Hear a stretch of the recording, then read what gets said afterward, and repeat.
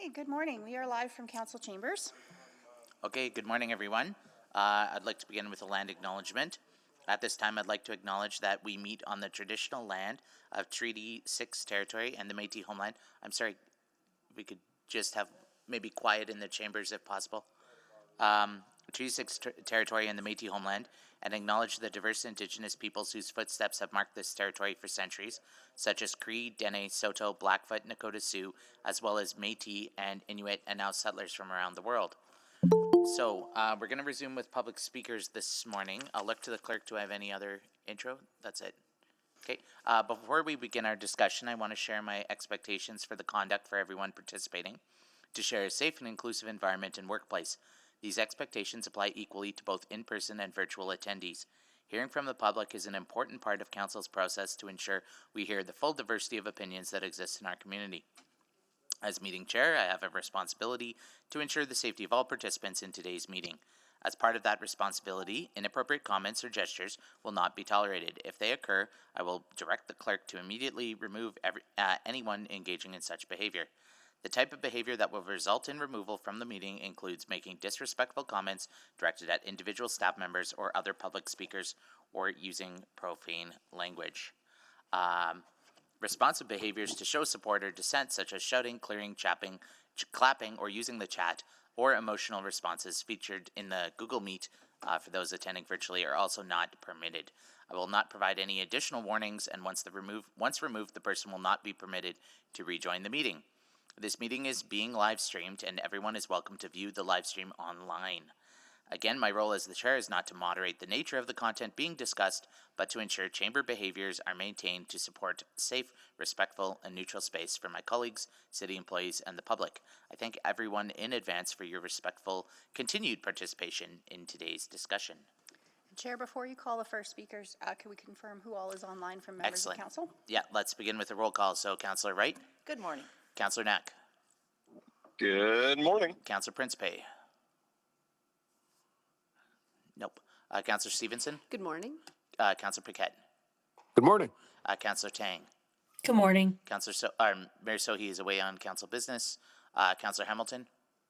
Good morning. Councillor Tang. Or Rutherford. Councillor Rutherford, pardon me. Morning. Councillor Salvador. Good morning. Councillor Cartmel. Morning. Councillor Rice. Good morning. Awesome. And then myself, we are here. So I'll resume with speakers on item 3.18. Do I need to call them down, clerk, or can I... 3.7 and 3.18, and yes, we should call all of the speakers and then proceed with the remainder of the panel. Okay, Yep. so is Rhonda Bartz here in person? They Great. spoke yesterday. Excellent. Oh, they spoke yesterday. Okay. And is Susan Levier? Yeah. Okay. Patricia Lineker? Yes, Patricia. Okay. And Patricia speaks today, or did we? Okay. Linda Wolf? Okay. Rose Clark? And Sheila Feimeister. Yeah, if you'd like to take your seats, the clerk will guide you there. It's helpful to have the microphones. Then I believe we have one more here, Emmett Kelsey, or Kelsey Emmett. Okay, I think that's it. Oh, are you Emmett Kelsey? Excellent. If you can make your way over to the numbered chairs over on this side with the clerk, that'd be helpful, please. Yeah, if you still come down that way, because after the speakers, if there's questions of the speakers from councillors, then it saves time having to bounce back and forth. Yeah, clerk will guide you there.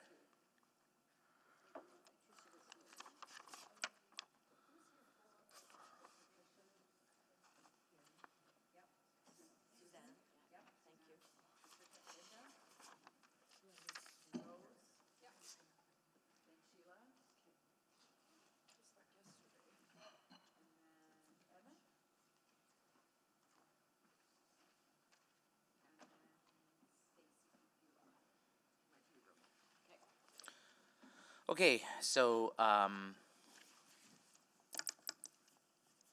clerk, can you confirm who the first speaker is for item 3.17? Patricia would be first on our list. Okay, excellent. All right, Patricia, you have the 5 minutes. Good morning. Forgive me if this is repetitious, as I echo the sentiment of many of the previous speakers, so I'll begin with my thoughts on the plans. During the development of strategic plans, various ideas are discussed, but a good business knows they can't do all of them, especially if they compete for the same resources.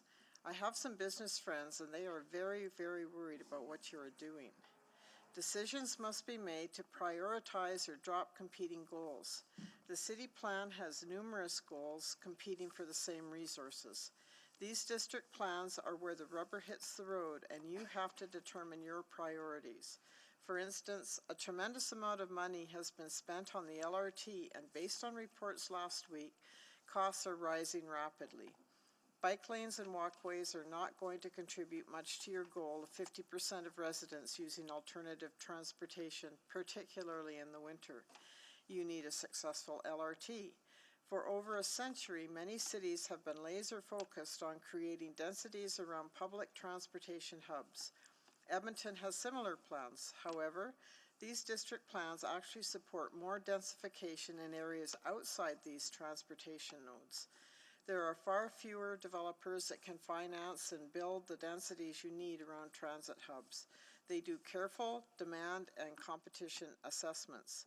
The more uncertainty you create with these district plans by allowing high-density development causing chaos anywhere and everywhere, the less chance they will see development around the LRT and transit hubs as a viable investment. There is a reason that businesses strategically push their growth in the directions where they achieve the greatest benefits. These district plans are doing the opposite. And so I would like to actually touch on a couple of points regarding opinion. Councillor Rutherford, you want to blame the public for the lack of trust in council, but most people know that trust is not awarded until it is earned. Did you pledge to serve the city? You are not in place to govern. You are in your chairs to satisfy the citizens of Edmonton's vision of this city. And Councillor Paquette, I beg to differ with your opinion. Making other modes of transportation more attractive is at the expense of motor vehicles. They are not complementary. Look around our city. I feel that it has become an unnavigatable junkyard with confusing and dangerous roadways and walkways all over the city, particularly downtown, and those roads and sidewalks did a great job before they were stolen by bikes, and you are encouraging it to happen, all the while voting to give yourselves a raise for your decisions. My message is clear, and it's up to you to look more carefully into what we want and start listening to us. We are the ones who pay you with our taxes, so take more time. Up to this point, you are ruining the city, and your very handsomely paid positions are on the line, and you are well paid to listen to us, even if it's not honey and roses. That's the nature of the job. So the question is, how can you become better councillors for the citizens of this city and earn our respect and trust? It's not all about you, what you want, it's about what we want. In conclusion, I'm not here to elaborate my concerns, and I respectfully decline to take questions. Thank you. Thank you, Guest Lineker. Guest Linda Wolf. Linda? Clerk, did we have a Linda Wolf here? Online? Okay, just checking. I do not see anyone Guest online. Linda Wolf. Going once, going twice. Okay. Guest Rose Clark. Good morning. I'm opposed to these district plans because they are setting the city up for failure in the long term. It is now broadly understood that Canada cannot build its way out of the housing crunch. We simply do not have the construction resources needed, and we cannot develop or bring them in fast enough. At the same time, Edmonton is growing, and we need new housing. Oddly enough, this type of market actually creates a new opportunity. If you focus your rezonings for higher densities around the current and future transit hubs and LRT stations instead, it would make more sense. Instead, you are allowing massive increases in densities throughout the city, as is advocated by developers who want to take advantage of the demand for housing that will build where the city makes it the easiest. You have the power to stop this nonsense. Do not waste this opportunity. It will probably never come again. Thank you. Thank you. Next guest is Sheila Feimister. Sheila? Thank you. Thank you very much for this time. I'm going to talk about two topics. One is about urban sprawl and the other one is about policy 2.3.2. Sorry, point of order. If I can pause your time for a minute. We're just getting some feedback on the mic. Oh, if you wiggle your mic. How's that? Better? Okay, sorry. Thank you very much. You still have the time. Thank you. Thank you. One of the major justifications for the massive densities in the district plans is to reduce urban sprawl. Does Edmonton really have urban sprawl? Earlier in these hearings, a presenter read a review by a local urbanist group, and they made it clear that in their view, Edmonton and Calgary, much to their surprise, did not have urgent urban sprawl. So let's get some context. 2 years ago, Visual Capitalist published a diagram providing the mean lot sizes in every U.S. state. Vermont had the largest, with a typical single-family lot being 78,000 square feet. Nevada, with its rapid growth and water shortages, had the smallest, with a typical lot being 7,400 square feet. Metro Vancouver has an average single-family lot size of 7,000 square feet. According to RE/MAX, the latest stats on average single-family lot sizes in Canada from 2016, the average lot size is 8,562 square feet. Edmonton's average lot size in older neighborhoods is between 5,000 and 5,500 square feet. In new areas, it's much smaller at 4,000 square feet or less. So, Council, when you pat yourselves on the back for increasing densities, just think, in Edmonton, you allowed up to 8 dwelling units on a single-family lot. That's 687 square feet of land per dwelling. Question, who decided on 8 units for Edmonton? In Vancouver, where they allow up to 6 dwellings on a single-family lot, that is 1,166 square feet per dwelling. Across Canada, where the average increased density is like Calgary's blanket zoning of 4 dwellings on a single-family lot, that's 2,140 square feet per dwelling. We can't wait to hear the density news as a medium to high-rise apartments pop up across Edmonton after these district plans are approved. Congratulations, Council. You win the Sardine Can Packaging Award. City Plan Policy 2.32. For months, we have heard the administration tell you that you should approve a policy, a plan, or bylaw because it complies with the city plan. Then you turn to us, your citizens, and you say, we're just doing our duty, implementing the city plan. City Plan Policy 2.3.2 says, ensure that growth is managed with regard to long-term fiscal impacts and full life cycle costs of infrastructure and services. To be clear, I did look at the City Plan Growth Scenarios Relative Financial Assessment Report. Page 18 states, overall, the high-level estimate of utilities services capital cost savings associated with the city plan is approximately 5%. It is important to note that due to the high-level nature of the utilities analysis, a significant margin of error has been attributed, and as such, these results are not definitive. The city and EPCOR may wish to explore these potential servicing needs further through future master servicing studies. Do you know the significant margin of error attributed to utilities? For water, it's minus 50% to plus 100% margin of error. For drainage, it's plus or minus 100%, and for power, it's plus or minus 50%. Did your administration explore the potential servicing needs further as recommended in the study? We couldn't find any follow-up financial studies on the city's webpage. If they were not done, it appears that the city has approved a zoning bylaw and you're about to approve a series of major planning documents that directly impact the management of growth without having completed the fiscal impact assessments of associated infrastructure and service costs as required under your policy 2.3.2.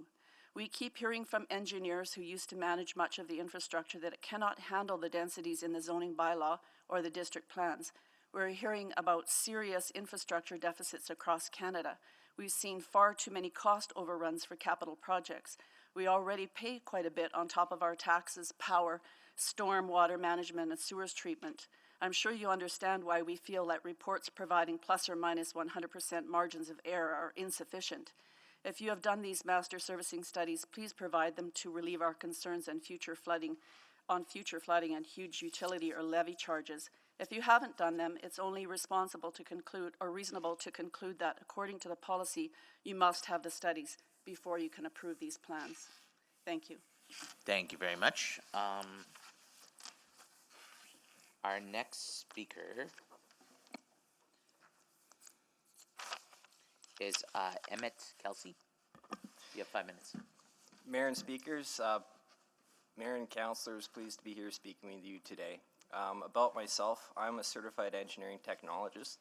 I've been practicing municipal engineering design and transportation design, drafting and modeling, and construction management for that period. And as a practicing member of my profession, I feel like I have to come and speak up if I have comments based on the structure plan or the 15-minute plans that are brought forth. Now, the West Edmonton district, it's actually not seeing much growth in comparison to the other districts. It's actually supposed to go down in population slightly before going up. So my comments are mainly to the later part of the growth. So some of the projects that I've been involved with were the Greenfield East Sanitary Expansion Project. And Greenfield Sanitary System was inherited by EPCOR from the City of Edmonton. And there's a bunch of issues with it because it couldn't handle the capacity of the existing neighborhood, and it was causing sewage backups. So if we can't have our infrastructure able to keep up with current demands, how are we supposed to keep up with the increased densities coming in once we reach 2 million? So there's a bunch of extra costs to develop our infrastructure in the downtown core and in already developed parts of the city to facilitate growth. And these costs are costs that the city doesn't necessarily have to incur. The alternative is to annex territories beyond the city and allow the developers to develop the land at a much cheaper cost. You can build a stormwater management facility out of fresh clay way cheaper than building a concrete structure downtown. And the extra costs to build downtown are incurred by the city instead of by a developer. So that means that you're gonna have to generate more revenue to pay for, I noticed my time hasn't started. It's the green box there. Lower. You're at Okay, 3 minutes. Sorry. Yeah. And these costs, you're gonna have to find a new revenue source or increase taxes. And I believe that the rate of revenue that you're gonna have to bring in to pay for these costs aren't gonna be able to be borne by the increase in population. And I don't think it's going to be a sustainable platform moving forward. Also, there's been talk about a housing crisis within the city.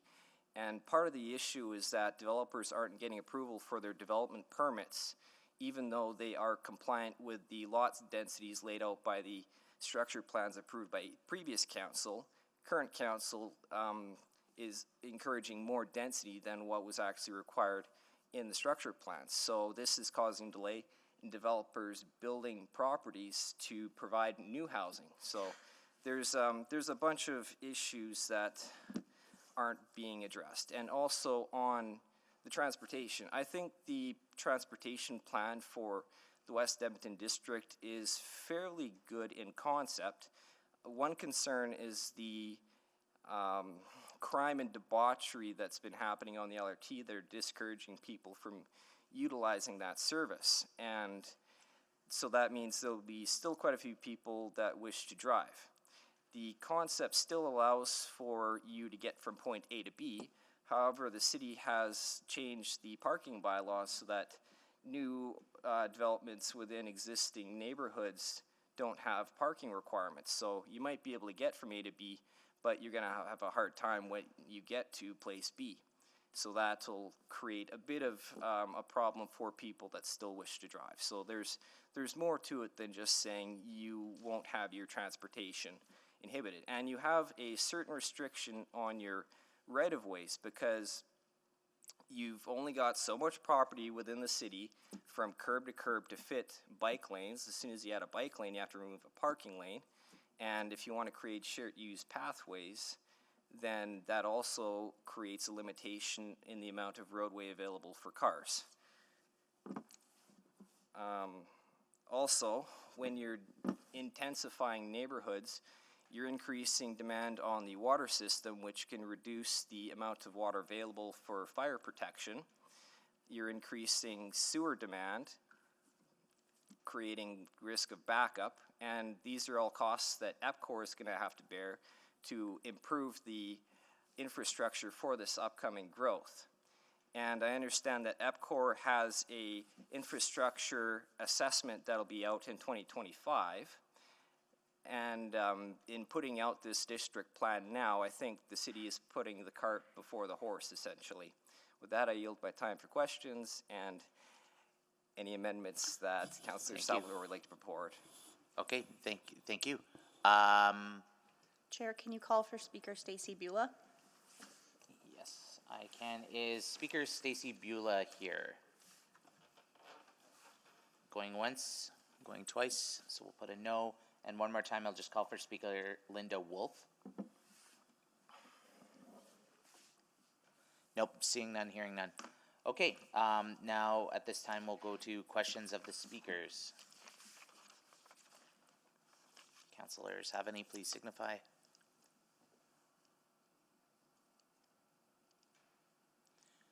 Seeing none, I'll go to questions. Questions of administration. Questions of administration. Seeing none, I will then ask for, are there any motions? To move first reading. Oh, would sure, be okay, appropriate. yeah, sure. Would anybody like to move first reading? I'll move first reading. Okay, Councillor Hamilton, thank you, and seconded by Councillor Second. Stevenson, excellent. Okay, so any questions or debate for first reading? Or if there are any amendments. Or any amendments, good point, yes. Do we have any amendments, Councillor Salvador? Yes, I'll move the charter bylaw 24013 West Edmonton District Plan Schedule A be amended to reflect a name change of the 118th Avenue District to the North Central District throughout. Second. Excellent, okay. Any questions on the amendment? Hearing none, any debate on the amendment? Hearing none, does the speaker wish to close? No, okay, then we'll call the vote, please. Councillor Stevenson is a yes. Thank you, Councillor Stevenson. Councillor Hamilton's a yes. Thank you, Councillor Hamilton. Thank you. We are just waiting. Yes, for me, it's bonking on my end. Thank you, Councillor Cartmill. Councillor Rutherford, are you with us?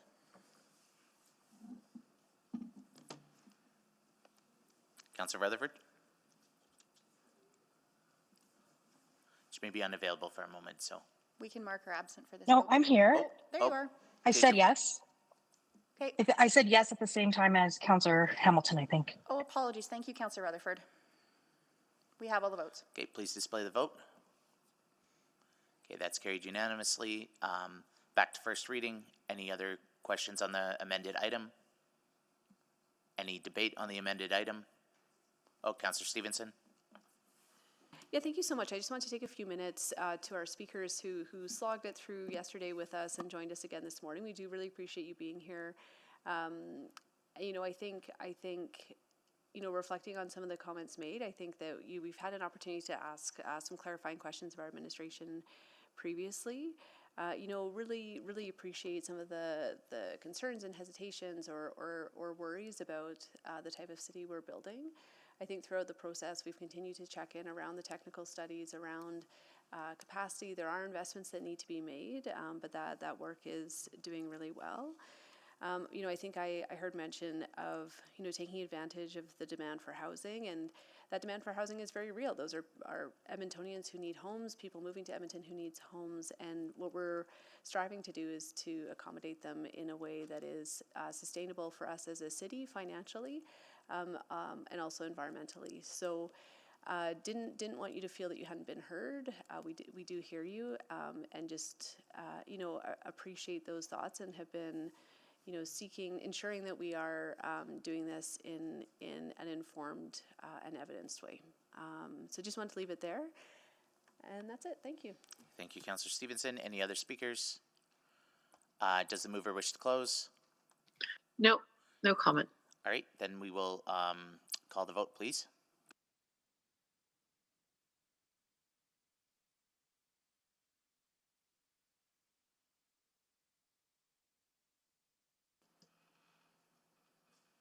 Councillor Knack, are you there? There you are.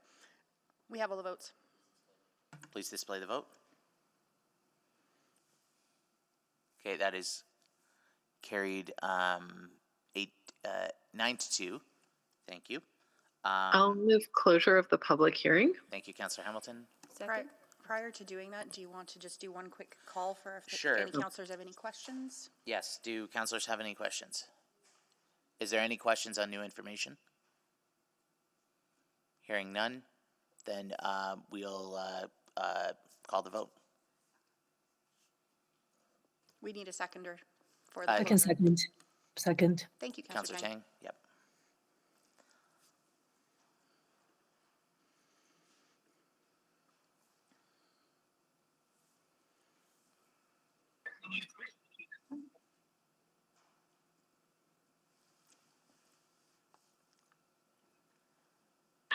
I'm a yes. It's going through for me. Thank you, Councillor Knack. We have all the votes. Okay, please display the vote. That is carried 11-0. And I'll move second reading of item 3.17 and 3.18. Okay, thank you, Councillor Hamilton. Seconded by Second. Councillor Wright. Okay, so second reading, we're just going straight to vote. Are we voting? Okay, was there any questions? Was there any debate? Yep, please call the vote. We have all the votes. Okay. Would somebody move consideration of, are we doing, no, we're not doing third reading. Not We'll for hold off. these. Okay, We so move on. that resolves the item, or do we set it aside? Nothing further is needed on this one. We'll move on to 3.19 and 3.20. Okay, excellent, thank you.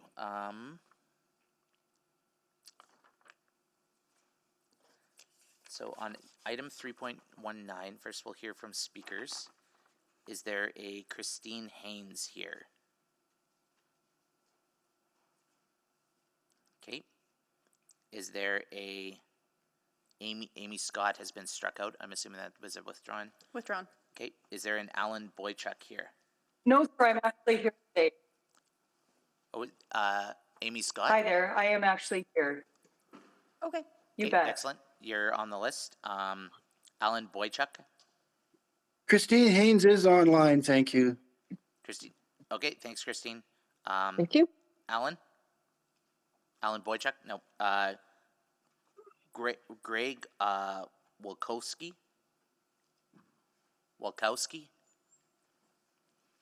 Okay. Kathy DeWinter? Okay. And then, again, I had,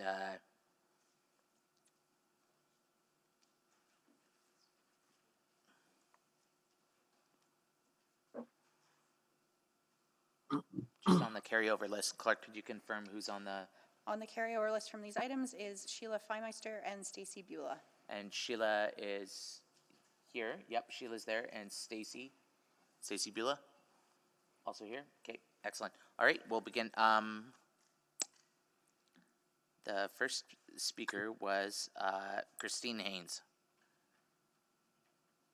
Good morning. My apologies, first time doing Zoom.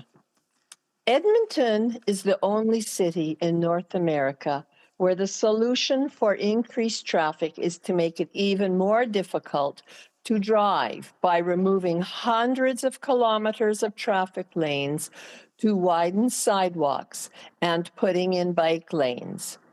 The administration claims, quote, "The plans aren't about restricting movement," end quote.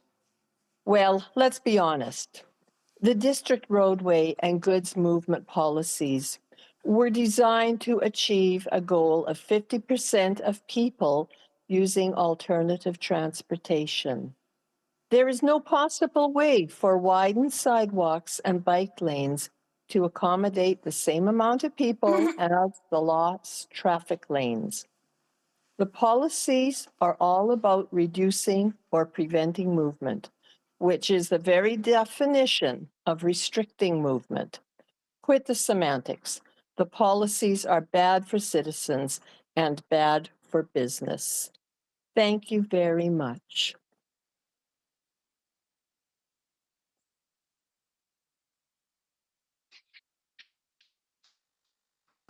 Thank you, Guest Haynes. I'll go to Amy Scott.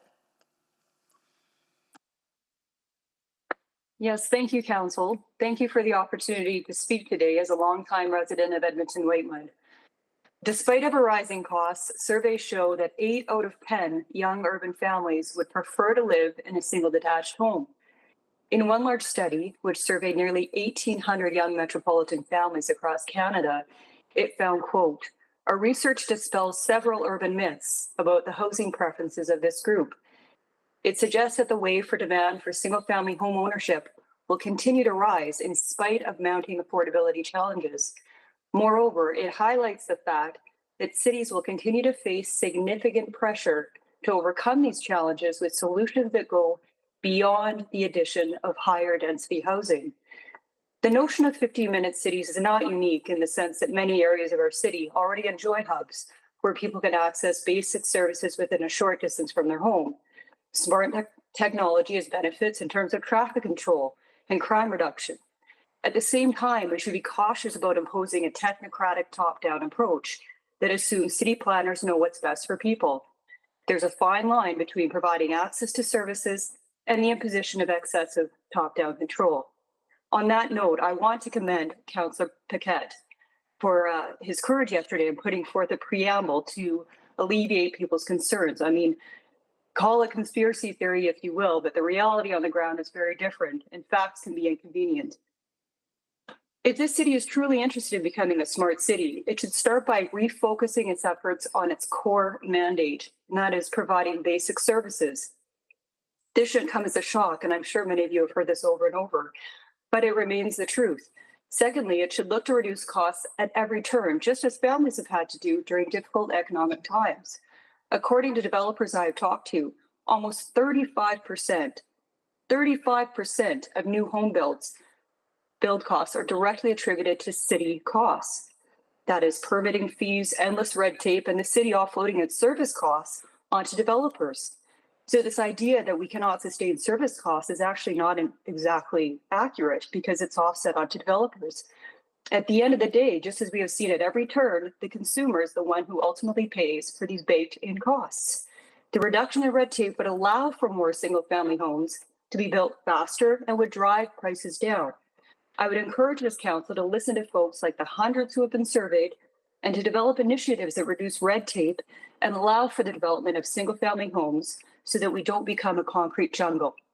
Again, there's a place for mixed-use buildings, and I'm not negating that fact, but there needs to be a focus and an intention to listen to what people are actually wanting and young families actually want, and to seek out initiatives and ways to reduce those costs so that more homes can be built.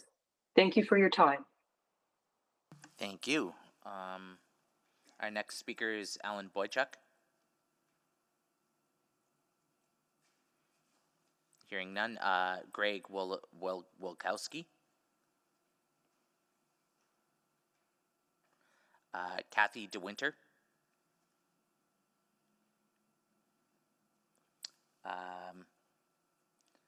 Sheila Feimeister. Okay, 5 minutes.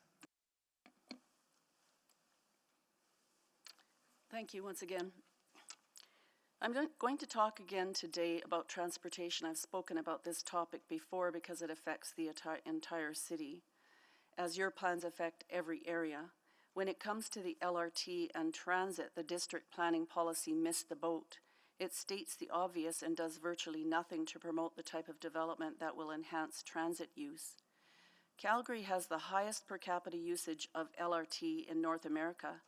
Since 1981, Calgary has successfully increased densities around LRT stops through practical tools like ARPs. For over 4 decades, new subdivisions have been required to designate LRT routes and have increased densities around LRT and transit hubs. Your district plan allows increased densities virtually everywhere. LRT stations and transit hubs are just one of many competing densification areas. This approach will increase the need for new transit routes and increase costs. Calgary's transit-friendly design guide was built around making the use of LRT and transit a practical option for multi-purpose trips, picking up your morning coffee on the way to work, dinner on the way home, or a stop at a convenience store or dry cleaner. The majority of the guide focuses on options for combining LRT and transit stations with major places of employment, commercial sites, and community focal points. Here are just 2 examples of Calgary's practical transit policies. 1, the transit system must be integrated into the community design and be a key component of the community center, neighborhood nodes, and other community focal points. 2, to support the utility and vibrancy of LRT stations, actively develop and integrate a full range of compatible land use, residential, employment, and commercial at designated sites. Here are 2 of Edmonton's district planning transit policies. 1, connect major destinations within and between districts through the transit network. Is this really new?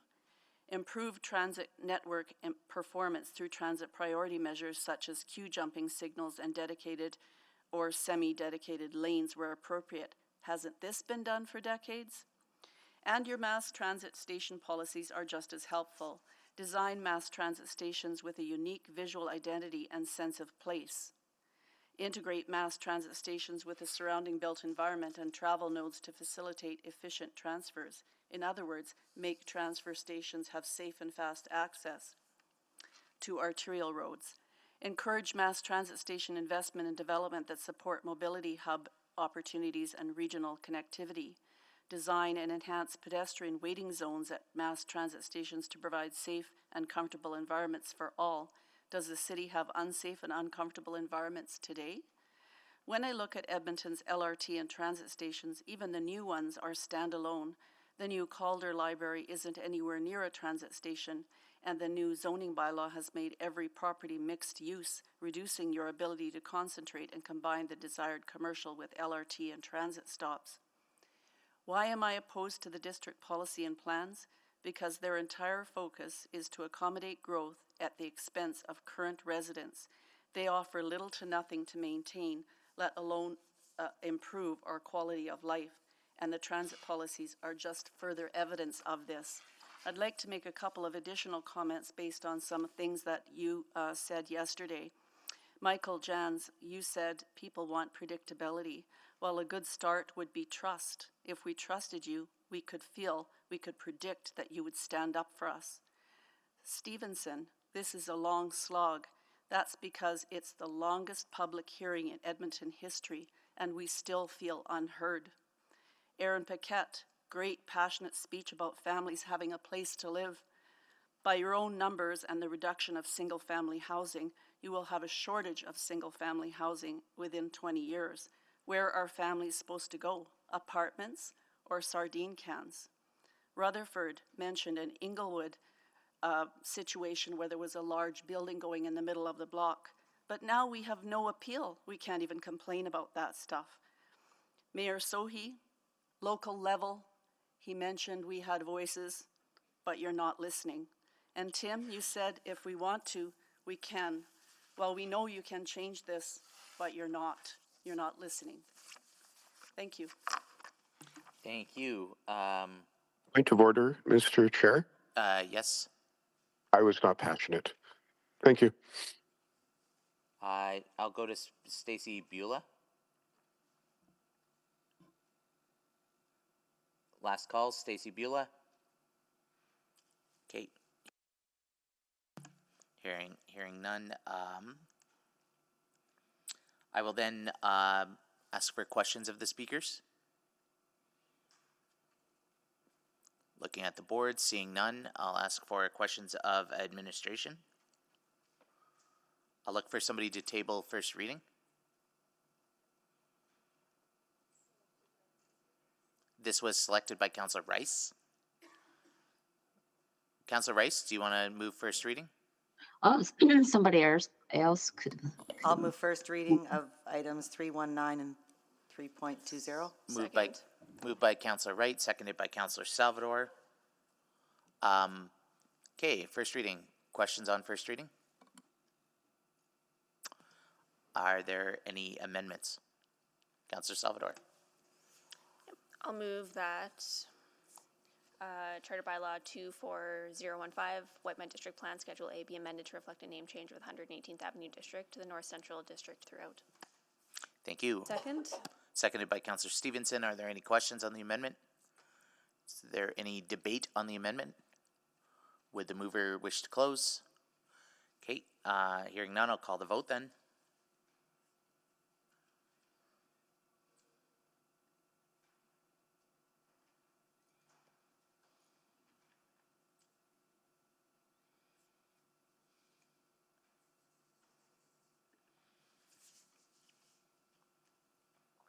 Just waiting for one vote.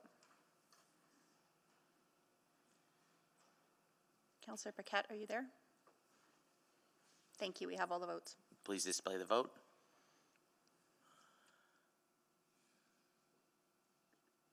That is carried unanimously. Thank you. Any questions on new information? Nope. May somebody move? I would like. Oh, Councillor Cartmel, are you there? I am here, yeah. Would you like to move first reading? I will move first reading of items 3.19 and 3.20. Thank you. Seconded. First reading has been moved. Oh, sorry. I welcome somebody to move closure. You can vote on first reading and then close public hearing. Okay. First reading's been moved. We're going to call the vote then.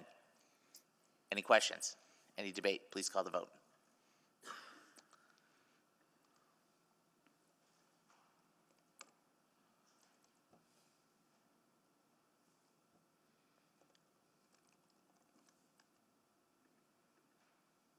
We have all the votes.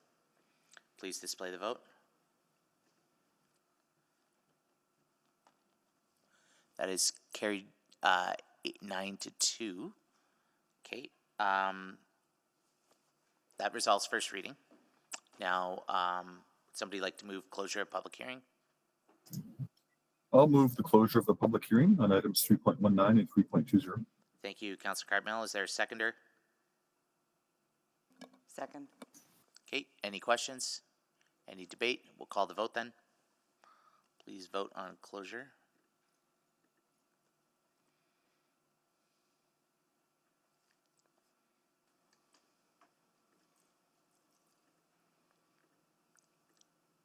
We have all the votes. Please display the vote. That is carried unanimously. Councillor Cartmel, would you like to table second reading? Councillor Jans, I'll move second reading of Charter Bylaw 24015 and Bylaw 24117. Excellent. Okay. Second. Seconded by Councillor Wright. Are there any questions? Is there any debate? I will call the question. Call the vote, pardon me. We have all the votes. Please display the vote. That is carried 9-2. So the item is now being mailed off to EMRB, and we move on to item 3.21.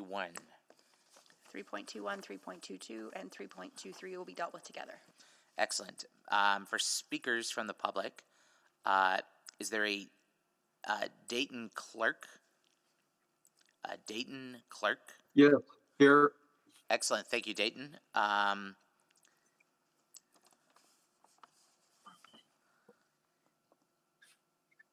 Clerk, can I confirm that's the only speaker we have? Confirmed. Thank you. All right. Guest clerk, you have 5 minutes. Thank you for the opportunity to speak.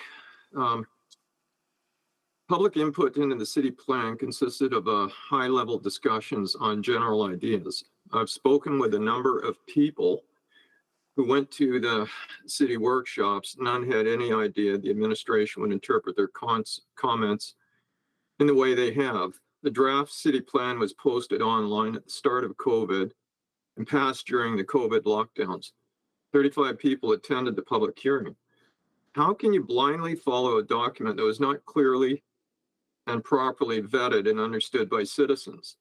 People are just beginning to understand the impact of the city plan and are telling you that it does not work for them. No successful business has a growth strategy designed to develop products their customers say they don't want, and worse yet, their customers say they cannot afford. And yet that is your city plan for these district policies. I know a little bit about taxes. And I'd like to express my discontent with the never-ending tax increases on my home. I've talked to a number of my neighbors about this issue, and we are besides ourselves. The services seem to be degrading, and yet we pay more every year. I think I do appreciate that city councilors are trying to do the right thing. I understand that. I know you've got a lot on your plate, and you have a lot of people, with wants and needs, and I know that you can't accommodate everybody. But I do know that there's an important principle in any institution, which is good planning and dealing with the priorities. My personal opinion is that the core services are the priorities, not the big grandiose plans and projects. And I can tell you that in my neighborhood, what I see are boulevards that with grass that looks like hay fields when it's cut, or when it's not cut. And I understand that the city only cuts the grass every 2 weeks, weather permitting. I'm going to talk at a very base level as a resident. Our boulevards in places look like a third world country. I mean, we have a joke, me and my wife, that our fire hydrants look like hula dancers. The grass is 3 feet high. The bus stops are disgusting. Garbage everywhere, grass 3 feet high. I don't understand it. I've got a lake lot out at Onaway. And my taxes have gone up maybe 15% in the last 10 years. And the grass is always cut. Everything is neat. Garbage is picked up. I do not understand why I can't expect the same level of appearance in the city. I have some other issues. The calcium chloride debacle in 2019. I'm not an engineer, but you know what? I have a brain and I can do research. I called up your city department and I know that some of the councilors aren't responsible for this, but this is just an example of the kind of thinking that I perceive is going on at city council. I talked to an engineer about this issue, and we both agreed that liquid calcium chloride would splash onto the bottom of your car, would drip onto your concrete pad, and cause damage. As a result of that silly decision, I got stuck with a $2,200 bill to repair the concrete on my driveway. Now, you compound that with what I have to look at in the summertime in the city, with the increase in taxes, with the stupid snow cleaning policies that block my driveway for weeks.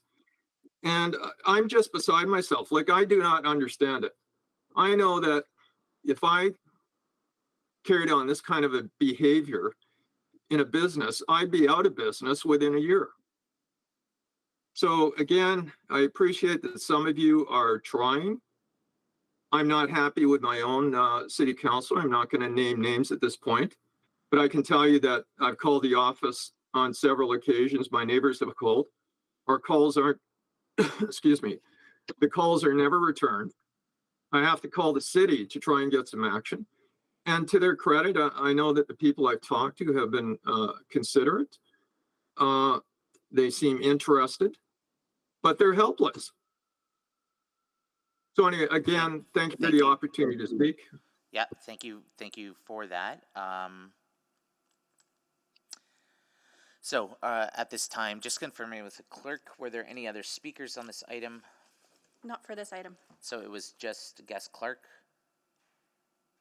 That's correct. Checking the overflow as well. Okay, thank you. At this time, are there any questions for the speaker? Seeing none, are there any, is there any questions for administration? Seeing none, would someone like to move first reading? Thank you, Chair Jans. I'd like to move first reading for Charter Bylaws 24006. Moved by Charter Bylaw 24006 and Bylaws 24105 and 24106. Second. Seconded by Councillor Wright, moved by Councillor Tang. Is there any questions for first reading? Is there any debate? Hearing none, may we call the vote on first reading? Are there any amendments prior to calling the vote? Good point. Are there any amendments? Okay, Councillor Salvador, pardon me. I'll move that Charter Bylaw 24006 Millwoods and Meadows District Plan Schedule A be amended to reflect a name change of the 118th Avenue District to the North Central District throughout. Second. Got it. Are there any questions on the amendment? Is there any debate? Would the mover like to close? Nope. Okay, all right. May we call the vote, please?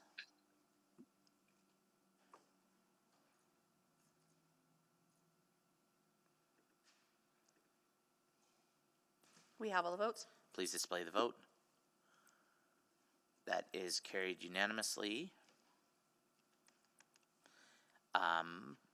Is there any questions on new information? Seeing none, would the mover like, says we moved amendment, we passed amendment, there's no questions on the motion as amended. Hearing no further debate, would the mover like to close? No, I'm good, thanks. Okay, all right, then we'll vote on first reading.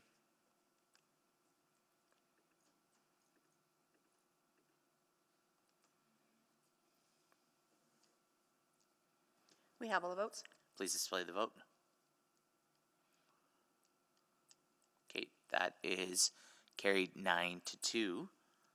At this point, Mr. Chair, I'd like to close public hearing on these three items. okay, moved by Councillor. Moved Second. by Councillor Tang, seconded by Councillor Wright.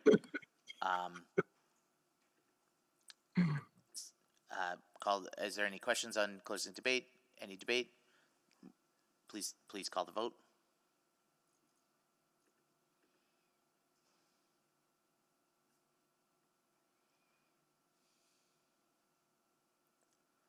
We have all the votes. Please display the vote.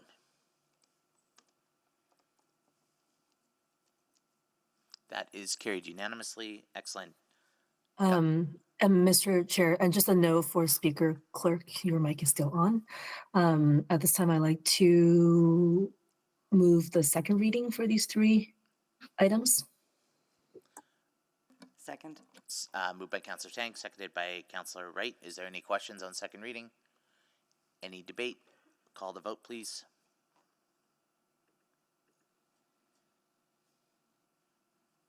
We have all the votes.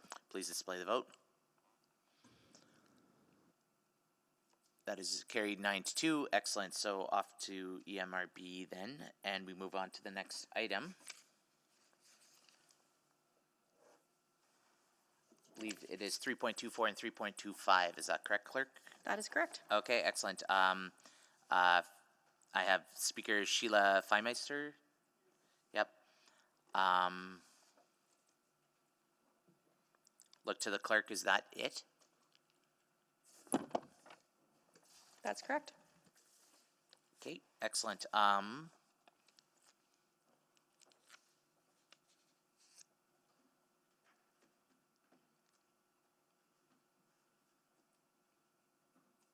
When the speaker's ready, you'll have 5 minutes.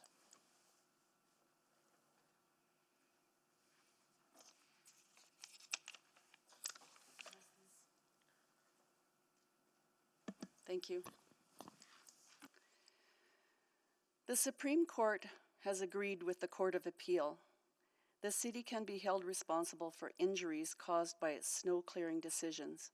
Operational decisions are not policy decisions. Writing for a unanimous court, Justices Karkastis-Nanis and Martin agreed that core policy decisions are immune from negligence claims. However, they pointed out that operational decisions to carry out a policy are not policy decisions. They said, the fact that the word policy is found in a written document does not settle the question. In analyzing the city's snow clearing decision in this case, the court concluded that the decision was not a core policy decision. Rather, the decision was operational and not immune from negligence claims. The judge said the city owed Miss Marchi a duty of care and that a new trial is required. If you don't care about the safety of our children, we do. Now that you have decided to ignore repeated requests to not put in the bike lane for safety reasons, we will be watching, and even once the snow windrows increase the risks of our children's safety, our phones will have videos and pictures. They will be on social media each and every time.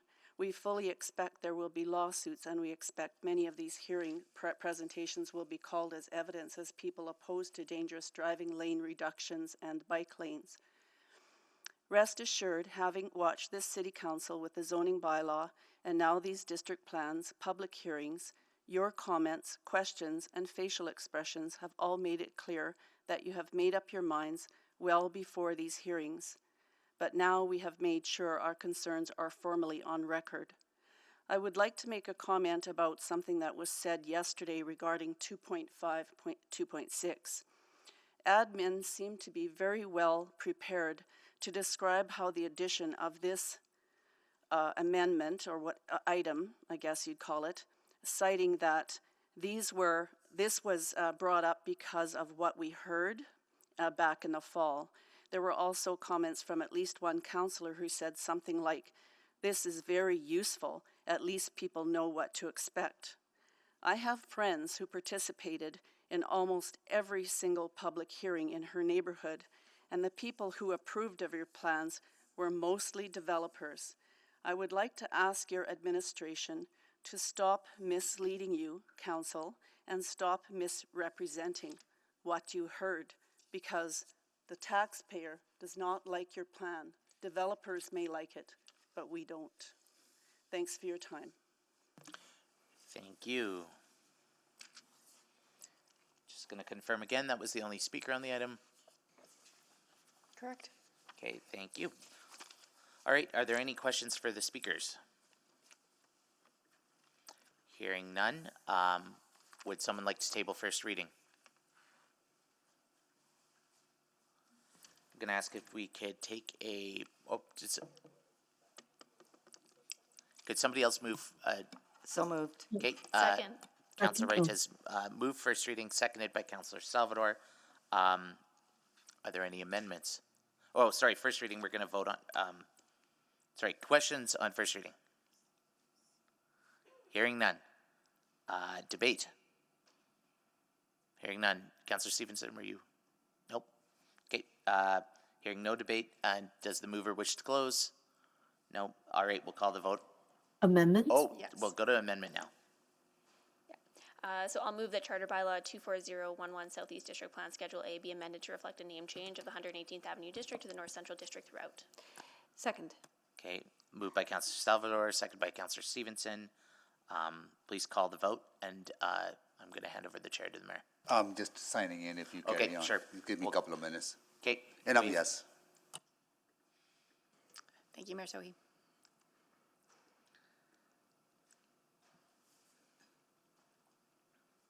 We have all the votes. Please display the vote. Okay, that's carried unanimously. So, questions on new information? Hearing none, would someone like to move first reading? First reading's moved, so if anyone wants to speak to first reading. Would anybody like to speak to first reading? Hearing none, can we call the vote?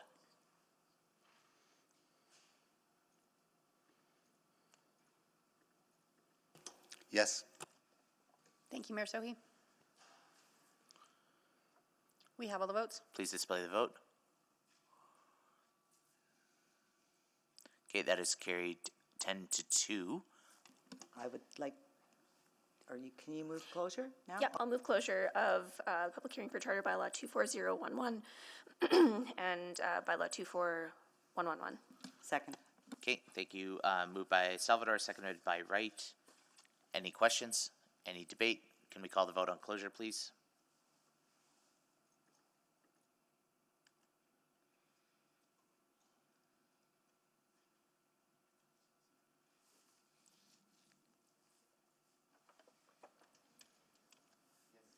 Thank you, Mayor Sohi. We have all the votes. Please display the vote.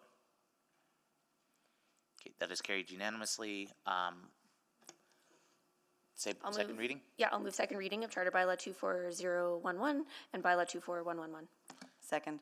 Moved by Salvador, seconded by Wright. Any questions on second reading? Any debate on second reading? Would the mover like to close? Okay, then we'll call the vote, please.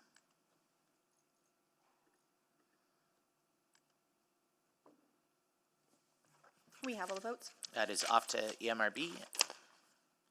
And we move on to the next. Please display the vote. Oh, yep, there we go, 10-2. 1 minute, stand at ease while we transfer chair. Thank you, Councillor Jans, for conducting the meeting. Appreciate that. Turn off your mic for a sec.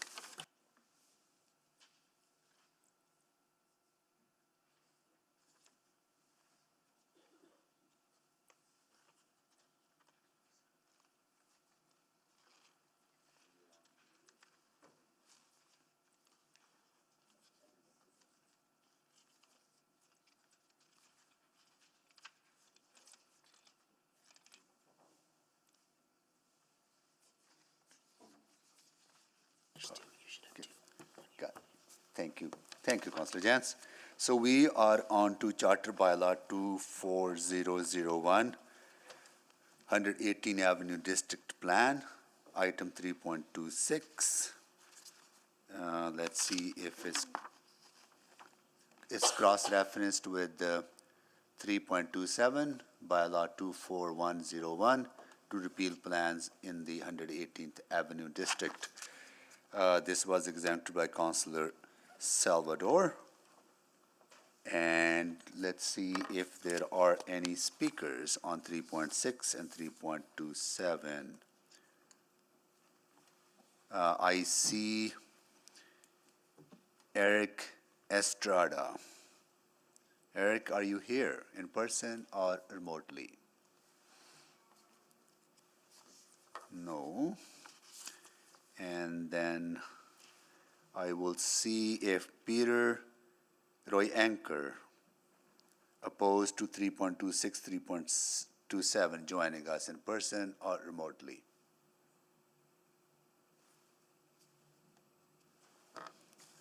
No.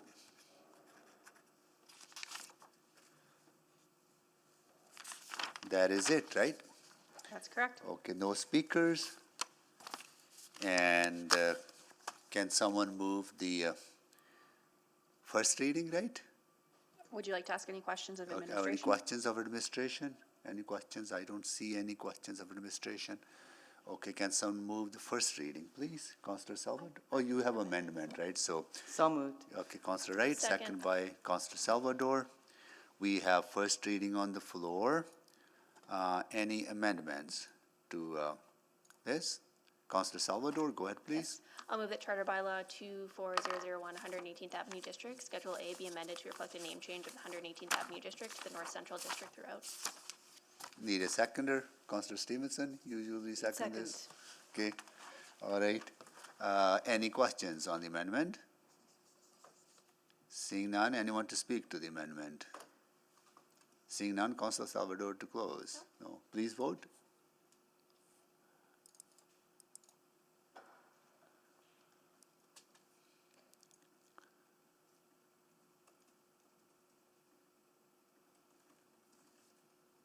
We have all the votes.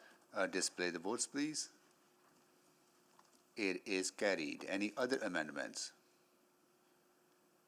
Seeing none, any new information arises, do council members have any questions to administration or to the members of the public on any new information arising out of the previous conversation?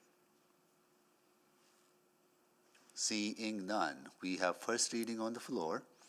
Anyone to speak to the first reading? To close, Councillor Wright. No, I'm good. Okay, please vote.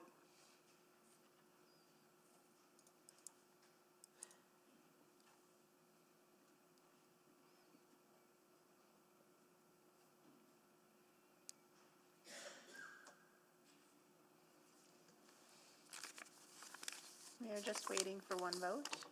Councillor Hamilton, are you there? Thank you, we have all the votes. Display the votes, please. That is carried. Councillor Wright, can you move the closing of the public hearing on these two? Or Councillor Salvador, I'm you happy want to to do that. Yeah, Okay. I'll move closure of public hearing on Charter Bylaw 24001 and Bylaw 24101. Okay, need a seconder? Second. Councillor Wright, okay. Okay. Please vote.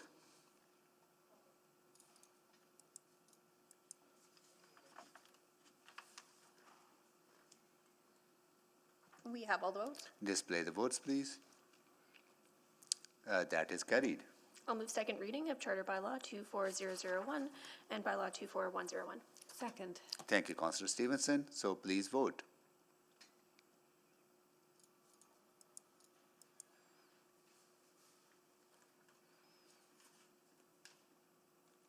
We have all the votes. Display the votes, please. That is carried. We'll go to EMRB from here. Next, we are on to item 3.28, Charter Bylaw 24005, Jasper Place District Plan. And this is cross-referenced with Bylaw 24104 to repeal plans in the Jasper Place District, item 3.29. Let me see if we have any speakers on this item.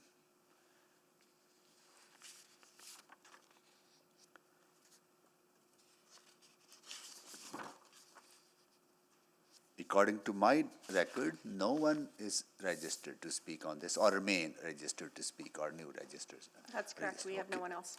All right. Okay. We are ready to move the first reading, right? Or questions to administration? Questions to administration on this? Councillor Knack, you exempted this? I will move first reading. I don't know that Councillor Knack is going to move it. Yeah, I'll move first reading. Okay. So I see no questions. So first reading has moved. Oh, second? Second by Councillor Stevenson. Okay. Any amendments? Councillor Salvador? Yep, I'll move that Charter Bylaw 24005, Jasper Place District Plan, Schedule A be amended to reflect a name change with 118th Avenue District to the North Central District throughout. Councillor Stevenson? Second. Okay. All right. We have more amendment on the floor. Anyone to speak to the amendment? Or any questions on the amendment? Anyone to speak? Councillor Salvador to close? No. Okay, please vote.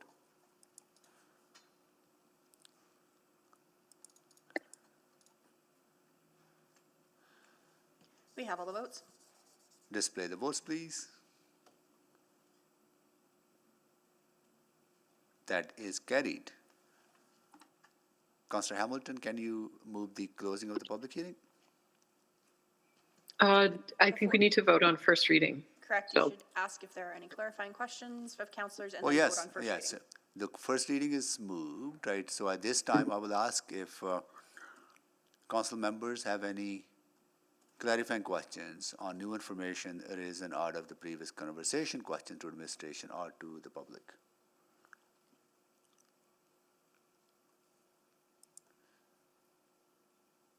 No.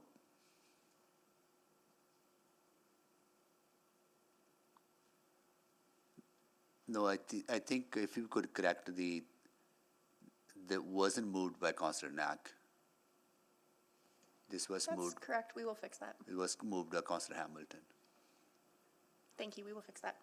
So we ready to vote on the first reading? Are we done Unless that? there is any debate, yes, you can vote. Okay. Okay, see no information, no questions on the new information? Okay, now please vote.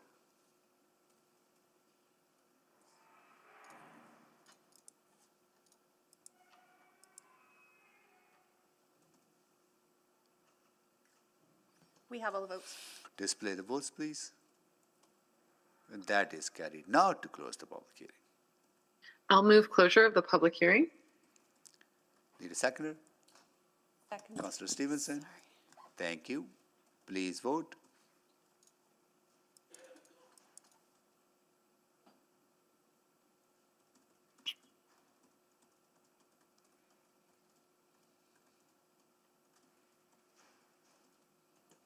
We have all the votes. Display the votes, please. That is carried. I'll move second reading. Thank you. Second? Thank you, Councillor Stevenson. So please vote for the second reading.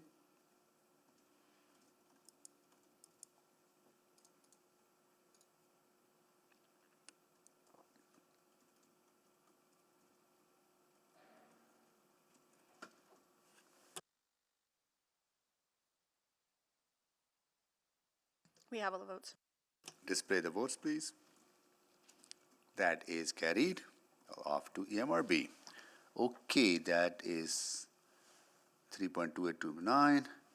Now we are on to Charter Bylaw 24002 Central District Plan. This is cross-referenced with Bylaw 24102 to repeal plans in the Central District. Bylaw 24103, amendments to Bylaw 11648, Central McDougall Queen Mary Park Area Redevelopment. This was selected by Councillor Knack.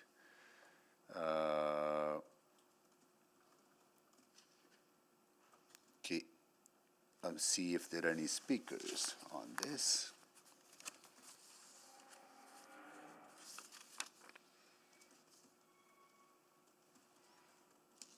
Okay, I will call Raquel Firo, joining remotely or in person.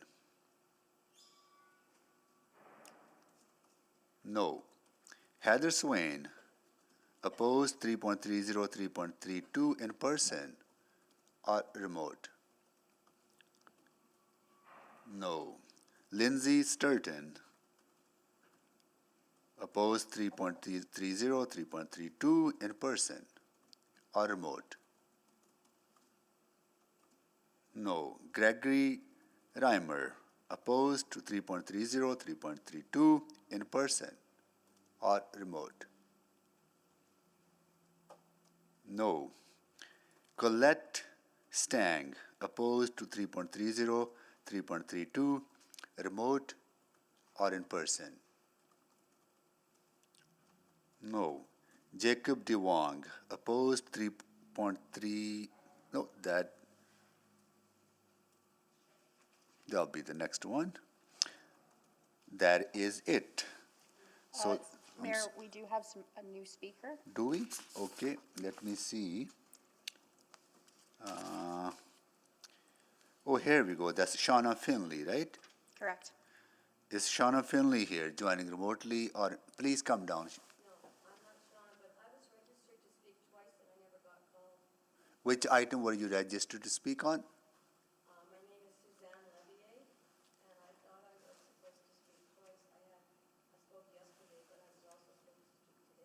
Do you know which item were you registered to speak on? We do have her registered to speak to 3.33 and 3.34. Yeah, so you're registered to speak on 3.33, 3.34, which are the next items after this item is done, okay? Thank you, no worries. I'll check again if Shauna Finley is joining us, in person or remote. Okay, so no speakers on this item. Any questions from council colleagues to administration? Councillor Knack, go ahead, please. Yeah, thank you, Mayor Sohi. And I know Shauna had sent a message mentioning that unfortunately she had a appointment from about 10:15 on, so she couldn't join us at that point. So I wanted to ask her question, ask the question she was going to raise on her behalf. There's obviously been a lot of talk over the years about heritage, and we know there's been a number of motions that I've made on heritage zoning in the area. Shauna's request was going to be to have this plan referred back to incorporate the conservation protection areas contemplated in the Glenora Historical Resources Inventory prepared by the city, and that the amendment be done prepared in consultation with the Old Glenora Conservation Association. When I received it, my first reaction, and I guess I wanted to double check both from administration and then maybe from the clerks / our chair. We have voted on motions similar to this within the last year related to Glenora, and to date, our council's decision as a whole has been to do the citywide work. There was a recent report on that, but there was a decision to not advance the Glenora specific work until after the completion of that work. Is that correct? Yes, Councillor Knack, administration brought forward a report, I believe in the spring, that discussed both bringing back the Glenora DC1, as well as embarking on a citywide heritage strategy. And at that time, council or urban planning committee decided to advance the citywide heritage strategy and not the Glenora DC1. So I guess my read, and I want to see if I'm correct on this, would be that for me in particular, because I've been on the losing side of those motions, I believe, to make a referral motion, while the referral motion itself, the idea of a referral motion, as we learned yesterday, might not be out of order, even though I made the overarching one that covers everything. To make a referral motion specific to heritage conservation, I believe I would be out of order. Is that the clerk's understanding / the mayor's understanding as chair? Because it has happened within the last year. We'll seek guidance from clerk. Yeah, and Councillor Knack, apologies, I didn't hear all of that. Do you mind just restating that again? Yeah, just confirming that because council has debated this within the last year to refer back to do that work, I would be unable to make that motion because essentially it would be a reconsideration of something I was already on the losing side of. Yes, within the past year, it has to come from the prevailing Yeah. side. Okay. So then I guess the final question, recognizing that, so I wanted to sort of put that on the record and make sure there was sort of an understanding. So if there was a desire to revisit that, that would have to come from a member of council who is on the prevailing side. But I guess the bigger question is, what happens if this is to be approved? What happens next in terms of heritage work? Not just from what we approved a couple of months ago about the citywide work. How do you begin to start to integrate greater focus on heritage preservation, both in this plan, but broadly in all plans, since it is something we reference? The heritage strategy that we will initiate this fall will look at what heritage means for the city of Edmonton beyond just the built environment. So we will be looking at cultural heritage as well as natural heritage. Our current heritage program is very reflective of our colonial system.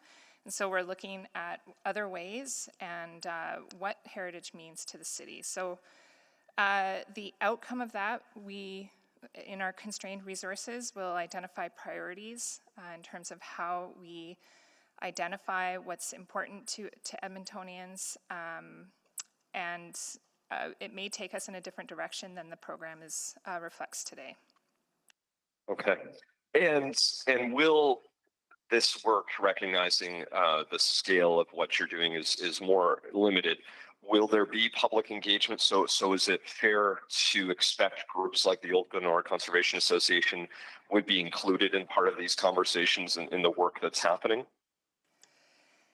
Again, with the restricted resources that we have and the fact that we are conducting the heritage strategy using the Heritage Reserve dollars as directed by council in the spring, we also identified in that report that we would be doing limited engagement and we would be focusing on our key stakeholders. And given that we need to expand and gather information about what heritage means to Edmontonians, we will be looking to a broader stakeholder list. That doesn't mean that we won't be speaking to Old Glenora, but we really are focused on our equity and trying to seek out voices that we haven't heard. So yes, but not exclusively then. So I hear you what you're saying. I'm out of time. Thank you. Thank you, Councillor Knack. Councillor Stevenson. Yes, thank you so much.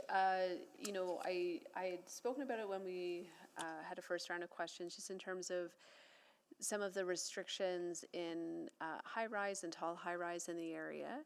Just wanted to clarify, like 2526 doesn't apply to Center City, right? In terms of some of those criteria for considering additional height, that's only in urban mix areas? No, that's not correct. Okay. So that policy can apply within nodes and corridors as well.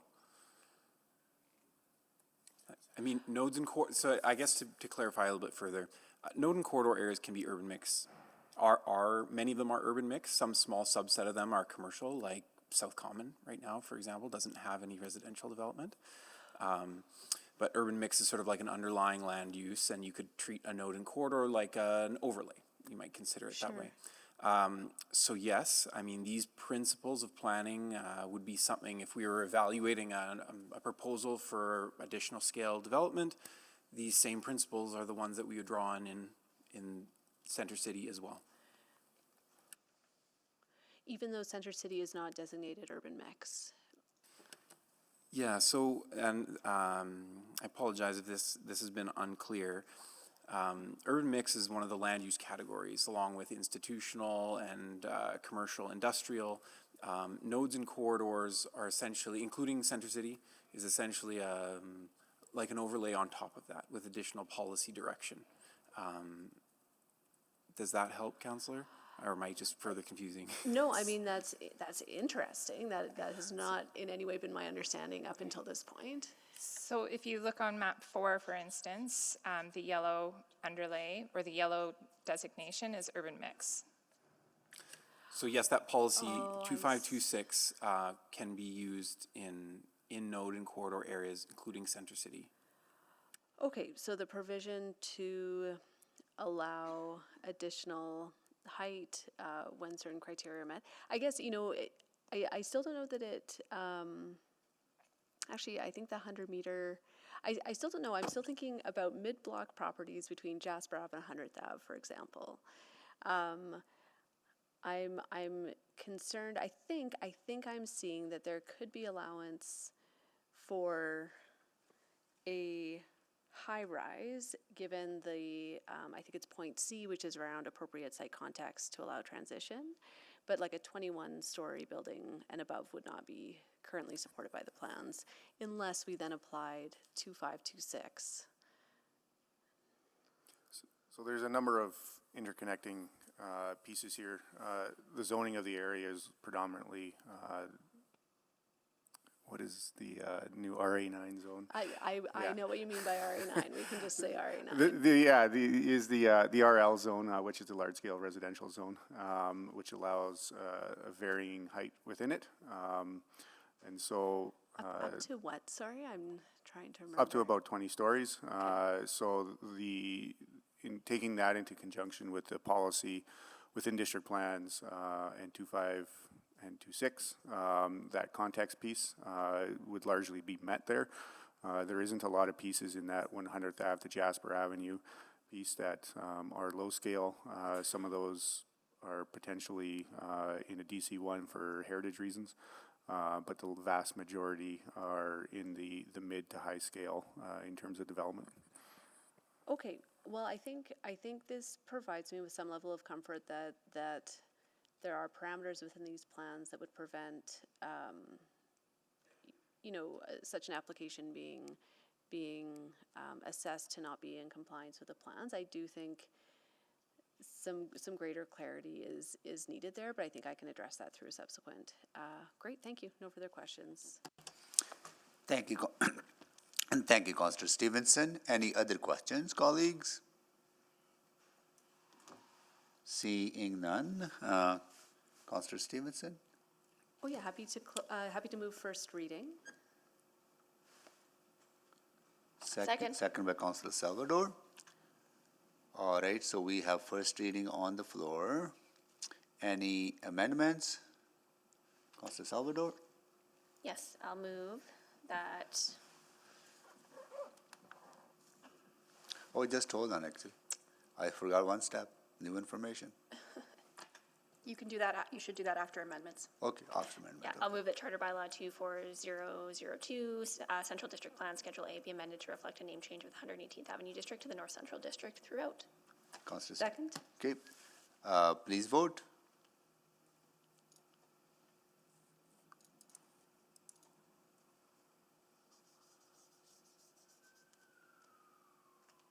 We have all the votes. Display the votes, please. That is carried. Any other amendments?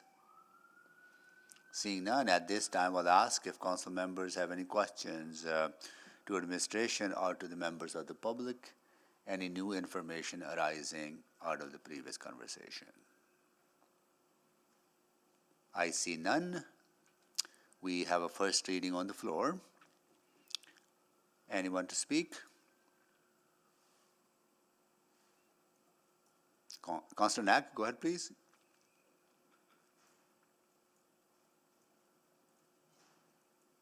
Thank you, Mayor Soheen. Just quickly, I wanted to, because I know our speaker wasn't able to stay joining, I know, and I think this council's well aware of the desire around heritage zoning in Glenora, and appreciate that there was going to be a request from one of the speakers around continuing that work. As we heard through the questions, I think that at this point, council's direction has been very clear that the city-wide work is going to happen first before further community-specific work happens. And so I wanted to say that while I understand where that request is coming from, I also clearly understand council's direction at this point. So that's going to further advance there. The only other piece I was going to flag, and I realize at some point, probably once we're finished through the plans, there will be maybe an opportunity for some additional subsequent motions. And the two things I'm still interested in that would have been identified in the referral motion potentially as a subsequent look at the corridor conversation, because you've heard me mention this maybe a few times, but since it's been a few weeks, the corridors in this plan, for example, in some of the communities I serve are quite a bit wider than, say, the corridors we approved in just the last plan in terms of the visuals. And I do think there needs to be a broader conversation and a proper alignment of that. So I do think we need to figure out a way to achieve that goal and make sure it's accurately reflected across the board, because at the moment right now, it's the way these are designed, they're not necessarily equally or potentially even equitably distributed along things like the Valley Line West LRT. So I do think we need to have that conversation, and then of course making sure we have maps that reflect that. So I'll look to work with city administration on that as part of a subsequent pending the completion of the rest. Thank you. Thank you, Councillor Knack. Councillor Stevenson to close. Yeah, just very briefly to say, it's been really exciting to see in Centre City a diversity of housing types coming up, different scales of development. For me, it's really important that our policy guidelines allow that flexibility as well, recognizing I can think of a specific property that with the plan would be eligible for tall high-rise, but developed as a 6-story building.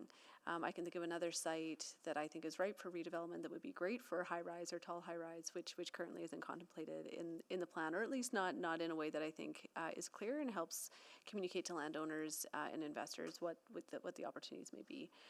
So appreciate being able to have further conversations, or again, there's a base there that I think allows us to move forward, but I'll be hoping for some further work as part of a subsequent at a later time. Thank you. Thank you. So please vote.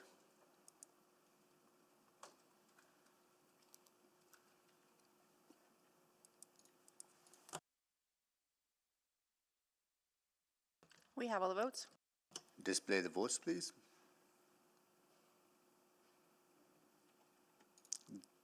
That is carried.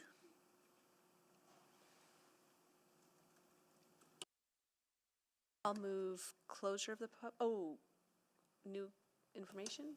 No, we done the information. Yes. Okay, closure of the public hearing? Yeah. Second, sorry. Okay, please vote.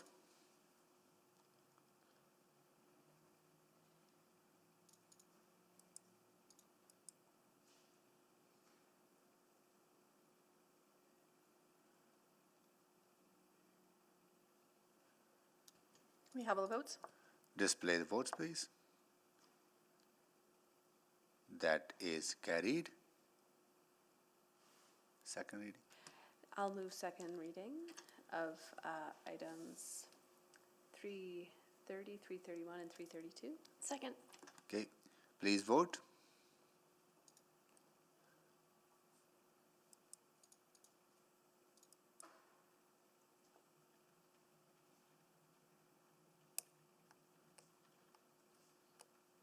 We have all the votes. Display the votes, please. That is carried. Yeah, it goes to MRB. All right, carrying on. Next items are Charter Bylaw, item 3.33, Charter Bylaw 24010, Scona District Plan. Item 3.34, Bylaw 24110, to repeal plans in the Scona District. This was exempted by Councillor Jans. There are few speakers on this. I will call your names. Please identify if you're here. Jacob DeWong, in opposition to 3.33, 3.34. Jacob DeWong, in person or remote? No. Suzanne Liviel, please come down.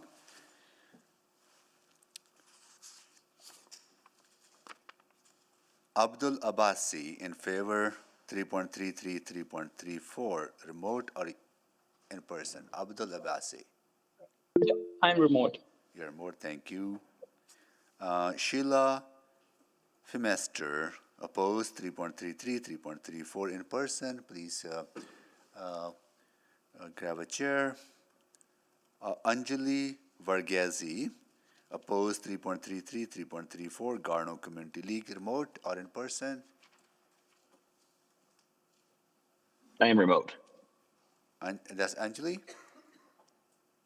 Okay. No, it's Jesse. I think Anjali is not going to speak.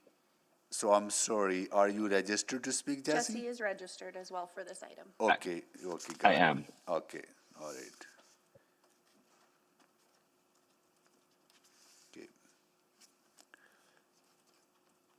Okay, we will start with the speaker, Suzanne Liviel. Hello, I think I might be registered in the wrong spot, but I'd like my voice to be heard if you don't mind. Okay, thank you for the opportunity to address City Council again. I'm here to express my concern for all small parks and surplus small parkland areas that had originally been designated for a future school site, but are now being slated and considered for condominium residential development. I'm not aware of the size and height. I'm sorry, I don't think they've been resolutely specified. However, and specifically, I'm supporting the Wedgwood Park today, as it is now being recommended by the city to have a condominium development built on it. Simply, Wedgwood Park should be conserved and saved as a beautiful park area. Currently, the Wedgwood homeowners have a petition to save their park from being permanently altered by this construction. I am here to represent my eldest son and his wife and 2 children who recently purchased their first single detached home in Wedgwood.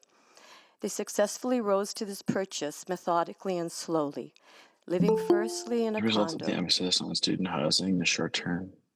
Then, Jesse, can you please Sorry. mute yourself? oh, sorry, and what's wrong? Sorry, boy, there's somebody else was speaking. So you carry on with your presentation, please. Sorry, Do you want me to stop? I can No, stop. no, please carry on. Okay. Yeah. Firstly, they lived in a condo, then into a half duplex, and this summer they moved into their first dream home, or their only dream home. Their idea of this dream home started in 2005 and has become a reality for them. Council keeps talking about the affordability of living in Edmonton, but it took our son 19 years of hard work, determination, and planning. It wasn't easy, but nothing worth doing well is easy, as you all know as council members. Imagine their surprise when the signs appeared a couple of weeks ago on the park, signs that want to save the park. They had no idea that this action was even a possibility. Yes, it was a surprise, but it wasn't a pleasant surprise. It was a shock. And obviously other homeowners who reside there are shocked. Firstly, I think it is important to present some background information for anyone who's ever been to the beautiful Wedgwood Ravine and the Wedgwood Heights estate area. If you haven't been there, you're missing out on a treat. Wedgwood is a community of homes that started off in the early 1960s, with about 30 homes, but it's currently grown to just under 500 homes on a small parcel of land above the Wedgwood Ravine. Another thing that makes Wedgwood unique and secure and secluded is that it has only one roadway into it and one way out. It is truly a vibrant community situated in West Edmonton at Lessard Road and 184th Street.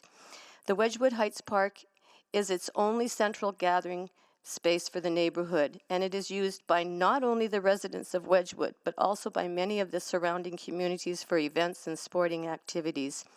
It is estimated that hundreds, if not thousands, now annually use this park all year long.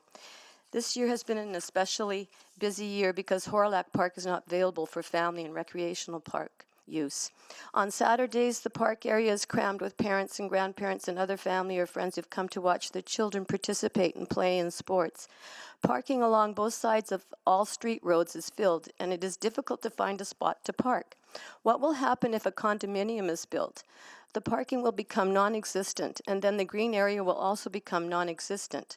The plant life and the animal life will also be affected and displaced, or perhaps even destroyed. Will this building be good for the natural environment and beauty of Wedgwood Ravine and Wedgwood Estates? These are questions we all need to ask and all need to answer. I'm not against the building of any condominium, as my husband and I currently live downtown in a condominium. However, where to build seems to be $1 million question. Okay, we agree, densification is necessary and it is a reality, and I accept that it's a difficult one to solve.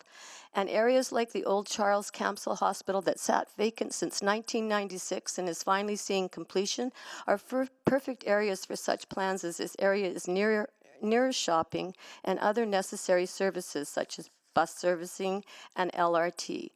Another area that you all know has been a fiasco is the Blatchford area, where it has been developed, where if it had been developed with tasteful condominium complexes and different condo variations, would that not help to easily densify our city? That area has now sat primarily empty, again for far too long, and I know it has environmental problems, but why aren't they being addressed so that densification could be more easily solved? Blatchford area is currently an eyesore for many in our city, and it is close to Nate and Kingsway Shopping and the LRT for easy transportation usage. As it sits, it appears to be a lost opportunity for newcomers to move to, and is also to adjust to Edmonton. I am so sorry. I'm so sorry. 5 minutes allotted time is okay, up. I'm sorry, but No. Thank you. Thank you for waiting. I do appreciate the fact that I got to speak and that my voice is heard. No, thank you so much for waiting yesterday and today to make a presentation. We really appreciate that. Thank you so much. Next, we will go to Abdul Abbasi.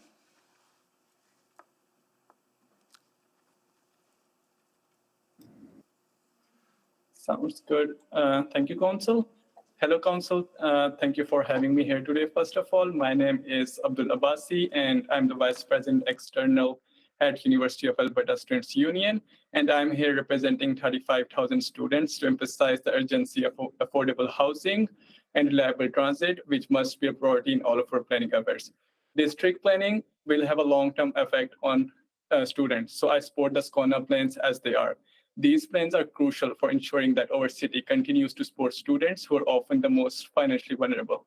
The cost of two-bedroom apartment in Edmonton has increased by 26% over the last 2 years, and that's about $380 per month. While Edmonton does remain one of the most affordable cities in Canada, the situation is becoming more serious.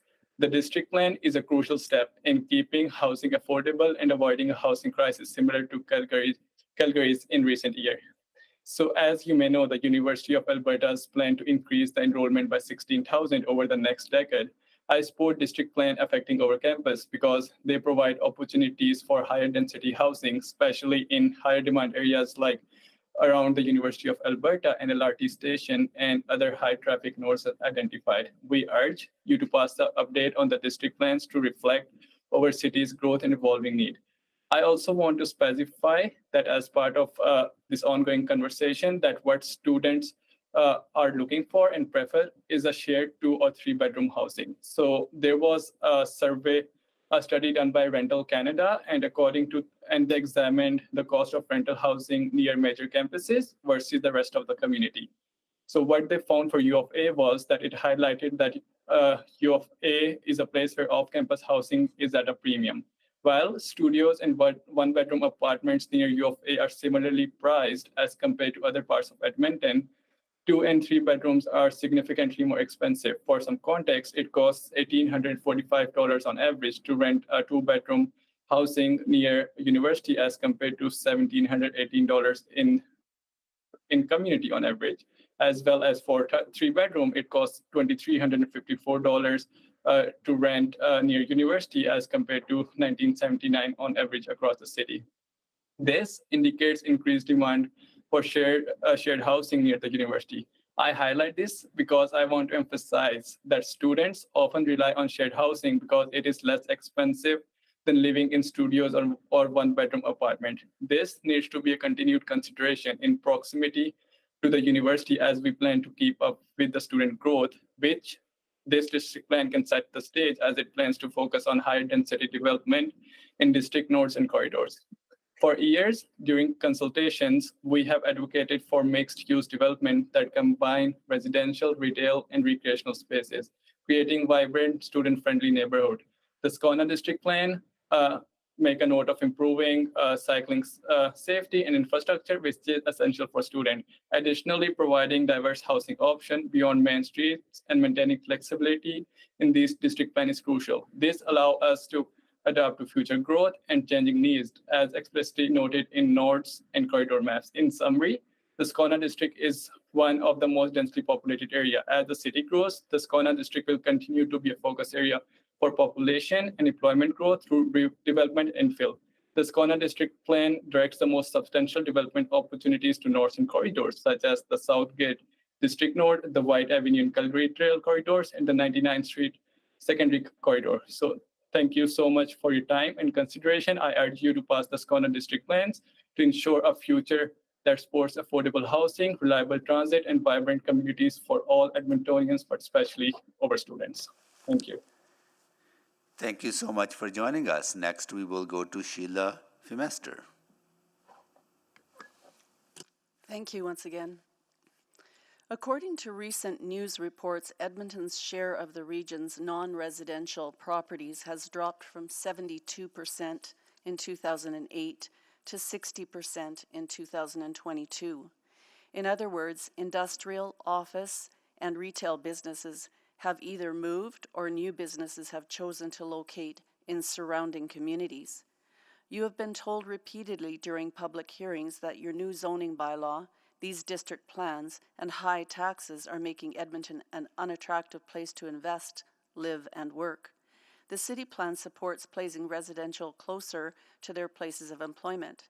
If your target employers are small businesses in houses and the mixed-use towers favored in these district plans, your policies make sense, and Edmonton will continue to lose their market share of the industrial and commercial development. The good news is this should take some housing pressure off Edmonton. This does mean that Edmonton will have to depend more on residential for their tax base, but I'm sure you're fine with that. We, the voters, but then are not, but then you stopped listening to us a long time ago. Peter Zehan is a well-known geopolitical analyst and guest speaker at numerous economic forums. In 2023, in an interview on the changes in the global economy, its impact on NAFTA and Canada, he noted that Alberta has a unique position in Canada and, frankly, a good portion of the United States. Alberta is one of the few places with growing younger demographic, specifically the skilled millennial with families who are in their prime purchasing years. With many countries facing a declining working age demographic and low birth rates, the only option is to attract skilled workers from other regions or countries. Failing that, businesses are relocating to be near the skilled young demographic. He made it clear a major contributing factor was Alberta's ability to provide a desirable living environment, namely the single-family homes with backyards that 80% of that demographic wants. He then noted that Alberta had the rare opportunity to allow its major cities to expand to continue to provide this desired asset. Many urban areas with mountains, adjacent national or provincial parks and designated green spaces, and coastal cities do not have this option. As a result, businesses who need a reliable, skilled, young demographic will look to Alberta as a place to invest. Well, that is happening, but your containment strategy and elimination of single family in favor of towers and condos are not appealing to the demographic the businesses want. So they will go to other Alberta cities, Calgary, Red Deer, Medicine Hat, Edmonton's surrounding communities. Economics is in the Faculty of Arts because of the single greatest influences on economic forecasts is people and their choices. Both are unpredictable. Economics is not just a numbers game. This is something that in all your comments about the benefits of densification, you have failed to recognize, and now you are seeing the results. Calgary has taken a more practical, good sense to accommodating growth and will attract far more of the millennial demographic, and with that, businesses. The housing prices are higher, with average cost of $680,000 compared to Edmonton's $480,000, but still within affordable range. By the way, the municipal tax on that house in Calgary will be $4,480, and the tax here in Edmonton for the same home is $4,782. I would like to ask you one last question. You have now heard hundreds of speeches, hundreds of speakers who are opposed to your plans. That extrapolates to thousands in opposition. You have the power to listen and to back up on the things that are most important to us. And my last question to you is, how do you sleep at night?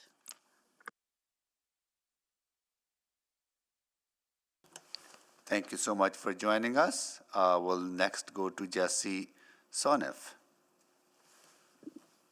Hello, thank you for hearing me today. So I'm here representing the other portion of Garneau that compared to what Abdul was representing. So representing the roughly 20% of Garneau that is families and the Garneau Community League. So we sent you a letter that I'd like you to refer to on Monday, June 24th with some more specific wording, but in just plain speech, we would like a couple of amendments to the Scona district plan that we think are really critical for Garneau's unique location right next to the University of Alberta. Abdul mentioned that students are hoping to live in a more affordable accommodation, like a 2 or 3 bedroom shared living situation. That's also what the rest of the Garneau residents would be hoping to see built here, because it's more possible for families to live in that type of building. So unfortunately, with the current RS zone, its a unique impact on Garneau is that there's a huge financial incentive to build dorm-style housing, which Abdul pointed out was much more expensive for students to live in. It's also nearly impossible for families to comfortably live in that type of housing. So we've got a couple of just minor amendments that we think are very important to keep some level of ground orientation to accesses so that you can so families could open their front door and holler at a kid in the front yard, just to, keep tabs on their own children and neighboring children. We also think that helps add a lot of vibrancy and keep the current diversity, which is so important in Garneau. We're concerned that if we don't get these amendments put into the plan, then we're going to end up with a very homogenous student housing wave kind of going through Garneau, as we've already seen starting. And we also really think it's important to discourage upzoning in just the RS zone. So this is only affecting 20% roughly of Garneau's land area. That's all I've really got to say. If there's anything more specific that people want to ask me questions about, I'd be happy to answer. Thank you so much for joining us. I will check again if Anjali Varghese is joining us. No, I will ask again if Jacob Duong is joining us. Hi, yes, I'm here. Go ahead, please. Hi, I think I have a presentation. If the clerks can find it from a month ago. Thank you. Okay, well, it's not May 30th, but I'm here again. Go to the second slide. Just want to leave this here, hopefully lighten the mood on supply and demand and affordability. Correlation is not causation. Hopefully that gives a few of you a laugh. Next slide, please. I showed this chart in my last presentation. U of A is growing by thousands of people. This is more than the surrounding population of the surrounding neighborhoods combined. It's also more or less of the equivalent of approving one Metro 78 per month, every month for the next 10 years, and also having it also end up be built. I'm not sure we're there yet with the current district plans. I think it seems like the will of council is to pass them and then make subsequents. I hope that we embark on the journey of getting to the place where we really need to be, given the enormous growth we're seeing. Next slide, please. I'm not sure we're moving in the right direction with the changes that were made in 2024, with removing opportunities for higher density near the university. We should be looking to expand these opportunities, not remove places from the major nodes and corridors, especially around the university. Next slide, please. The node and corridor boundaries, I've said this before, I won't harp on this too much. They really need to be larger. Why is all of the east of the university included in the major node and it's cut off right across the street from the west? Yes, there's the fuzzy boundaries through the text, but we need to do better. Next slide, please. Especially around the McKernan-Belgravia station, right near the university. I've shown this many times before. I'm sure you're all annoyed at me, but there's so much room, so much potential for intensification in this area. Again, one Metro 78 per month, every month for the next 10 years. I don't think these plans get us there. Next slide, please.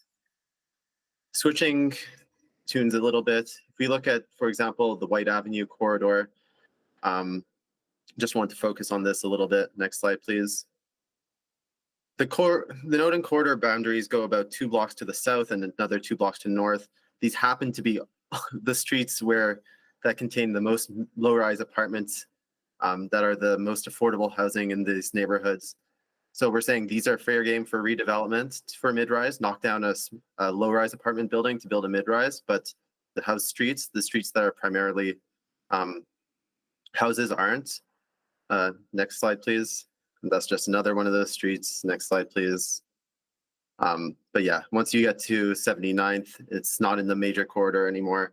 We're saying that, there's going to be some displacement from that. I'm not saying that the major corridor shouldn't include 80th to 84th. I'm just saying maybe we should consider enlarging these boundaries for equity purposes.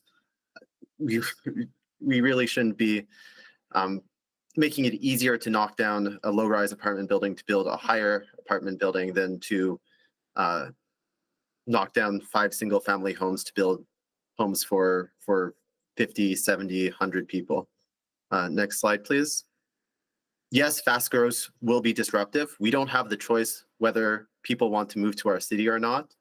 It's up to us to determine in what way it will be disruptive. Do we prioritize minimizing physical and aesthetic change for those who can afford to live in a house on the interior of desirable neighborhoods? Do we choose to disrupt housing affordability, or do we choose to continue to sprawl and disrupt the environment? Or do we choose to prioritize things like affordability, stopping sprawl, and equity?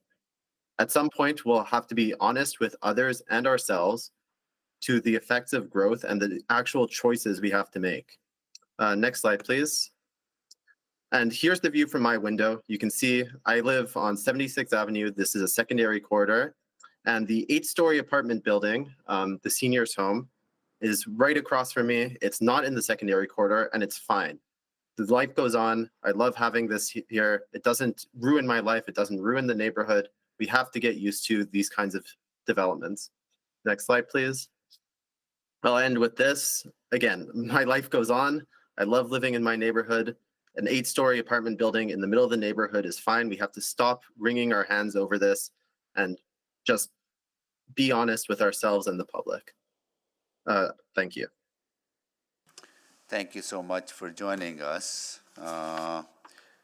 So that concludes the speakers. Now we will open for questions from council colleagues. Councillor Jans. Thank you. I will start with guest Jesse, if they're still with us. Jesse, guest Sonif. I'm here. Awesome. So just to be clear, the amendment requested for Garneau was just to the RS zone. Could you clarify just for streets and avenues where you interpret that to be? I don't know off the top of my head, but there was a map that was included in the letter that was sent. Sure, I'll seek confirmation from administration, but it appears to be in the area between, is it 80th and 87th? Or is it? That sounds right, yeah. Okay, so sort of in the core of Garneau there in the eyesight of the tennis courts, north-south, is that right? Yeah, that's correct. Okay.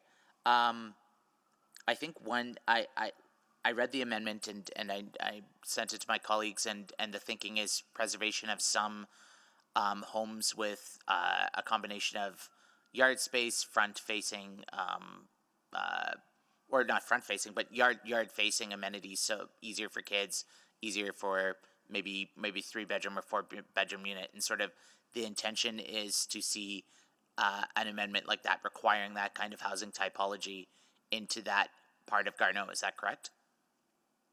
Yeah, that's mainly correct. The most critical thing is that we'd like to see family possible structures being built. So I agree with the sentiment of the last speaker as well, where we've got to move forward. We need to densify. It's very important, but we don't want to lose the ability of a family to have the option of a 2, 3, or 4-bedroom dwelling.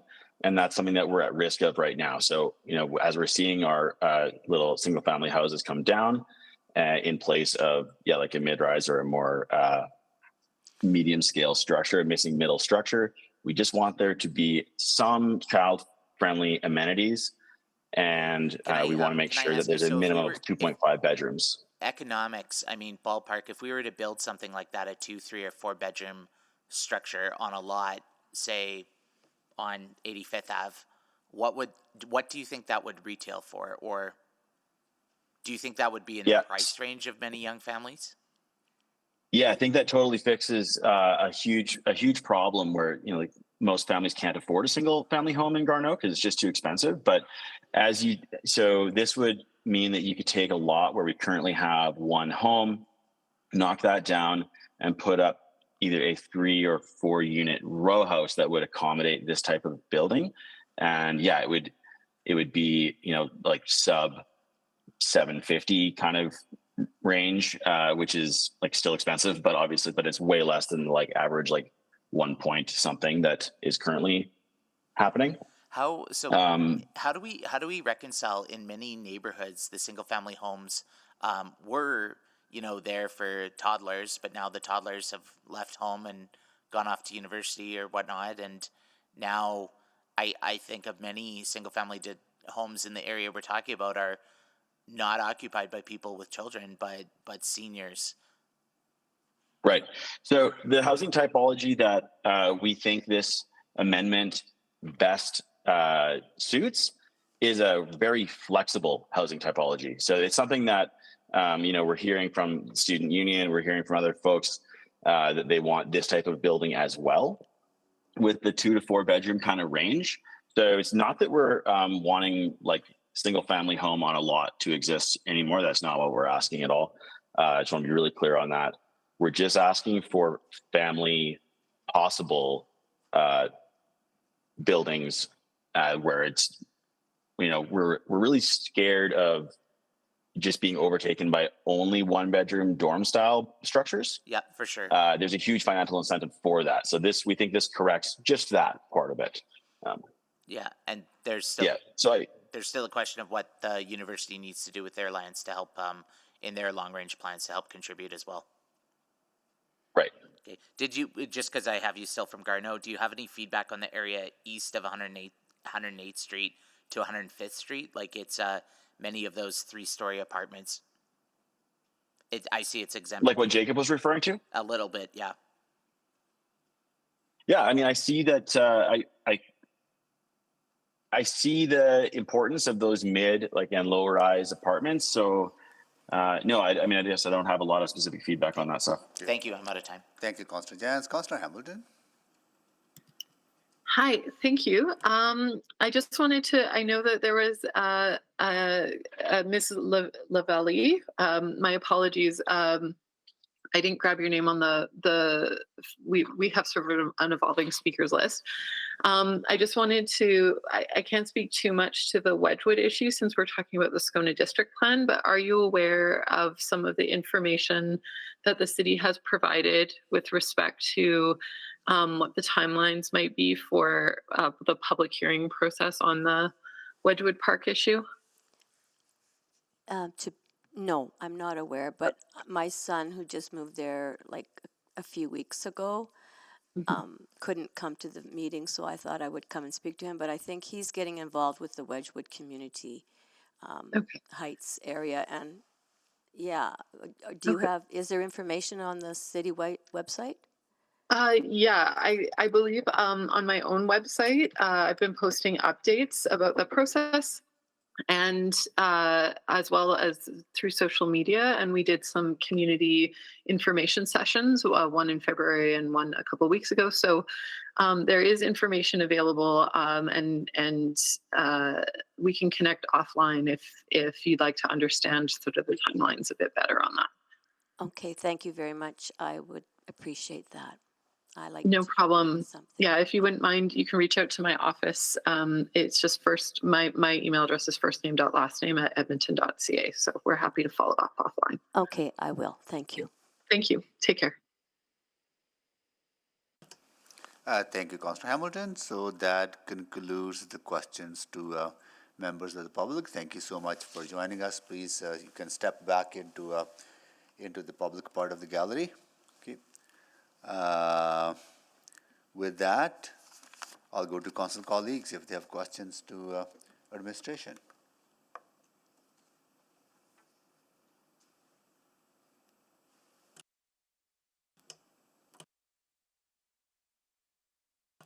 Councillor Jans, go ahead, please. Thank you. Overall, I think if you ask a lot of people, where would you put density, you see near trains, near nodes and corridors, near transit, a lot of this seems fairly intuitive. But I had a couple of questions, like how on 113th Street, north-south, for example, those homes and that interface is not west-oriented, it's east-oriented. How would something like that be considered a secondary corridor?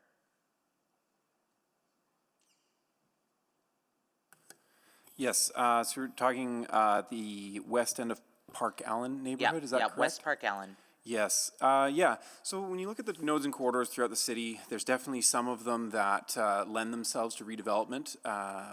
They're on a gridded street network, for example. They have shops along the main road. And then there's other nodes and corridors that redevelopment will be more challenging. And I'd say this is in that latter category. When you go further out in the city, a lot of the newer neighborhoods have nodes and corridors that, realistically present some significant challenges for redevelopment because of their road orientation and landscape buffer space they have between them.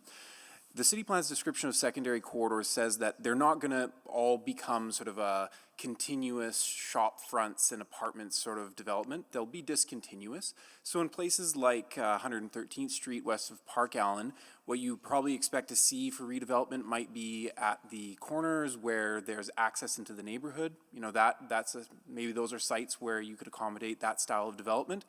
Other spots, you'll be less likely to see apartment style buildings because of those challenges. So when I'm looking at the whole area though in the map highlighted, it does lend the perception that would be the case. So what would you tell residents? It's more like a polka dot than a stripe?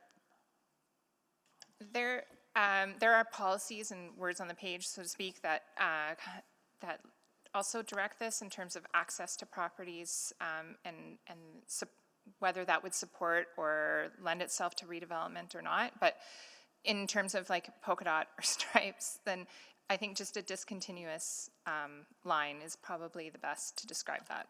So is it worth striking it from the map, or some kind of, like, is it a secondary corridor, yes or no? Yes. So it is? Yes. Okay. And there's similar situations even in the southeast, south of 101 Avenue on 50th Street, on the east side as well. It's a similar context. Okay, Councillor, I'll just add that in terms of redevelopment, it's not necessarily an all or nothing scenario, whether it's a mid-rise or a low-rise. Within that secondary corridor, policy would support even a larger row house. So in that RSM zone where you have that little bit of additional height, which may make it between the orientation along the road a good spot for that. So it's just not particularly that mixed use development that is being sought after there. Right. So, and again, anything higher than the current zoning would require a public hearing and would require with review with administration. Is that correct? Correct. Could you remind me what the floor is, so to speak? The floor is the 10.5 or that we passed? Yeah, the floor is the current RS zone, which is 10.5 meters. And the ceiling in this case as a secondary corridor could be? 6-story building, so 23 meters. But understanding that would have to be a very specific location in any of these secondary corridors, so to speak. Correct. Okay. Same goes for 76th Avenue. Same goes for the corner of 72nd. One area I thought was missing or peculiar. I'm sorry, Mr. Mayor. I'll need to go a second round on this. I've got a couple, but I've kept my powder dry most of this process. I hear the concerns from Mid-Garneau. I did find it peculiar from 108 east to 105. There's a ton of that 1970s 3-story kind of the rectangular housing stock that I know is drafty, I know is old, I know friends live there and it's going to come down at some point. A lot of those places are already, like, it's a neighborhood that's already very accommodated to walkability, bikeability, scooters, whatever. I was surprised that area wasn't slated for, like, it seems like a much easier upzoning. You've got these huge parcels. Why is that rectangle sort of left white from about 83rd North?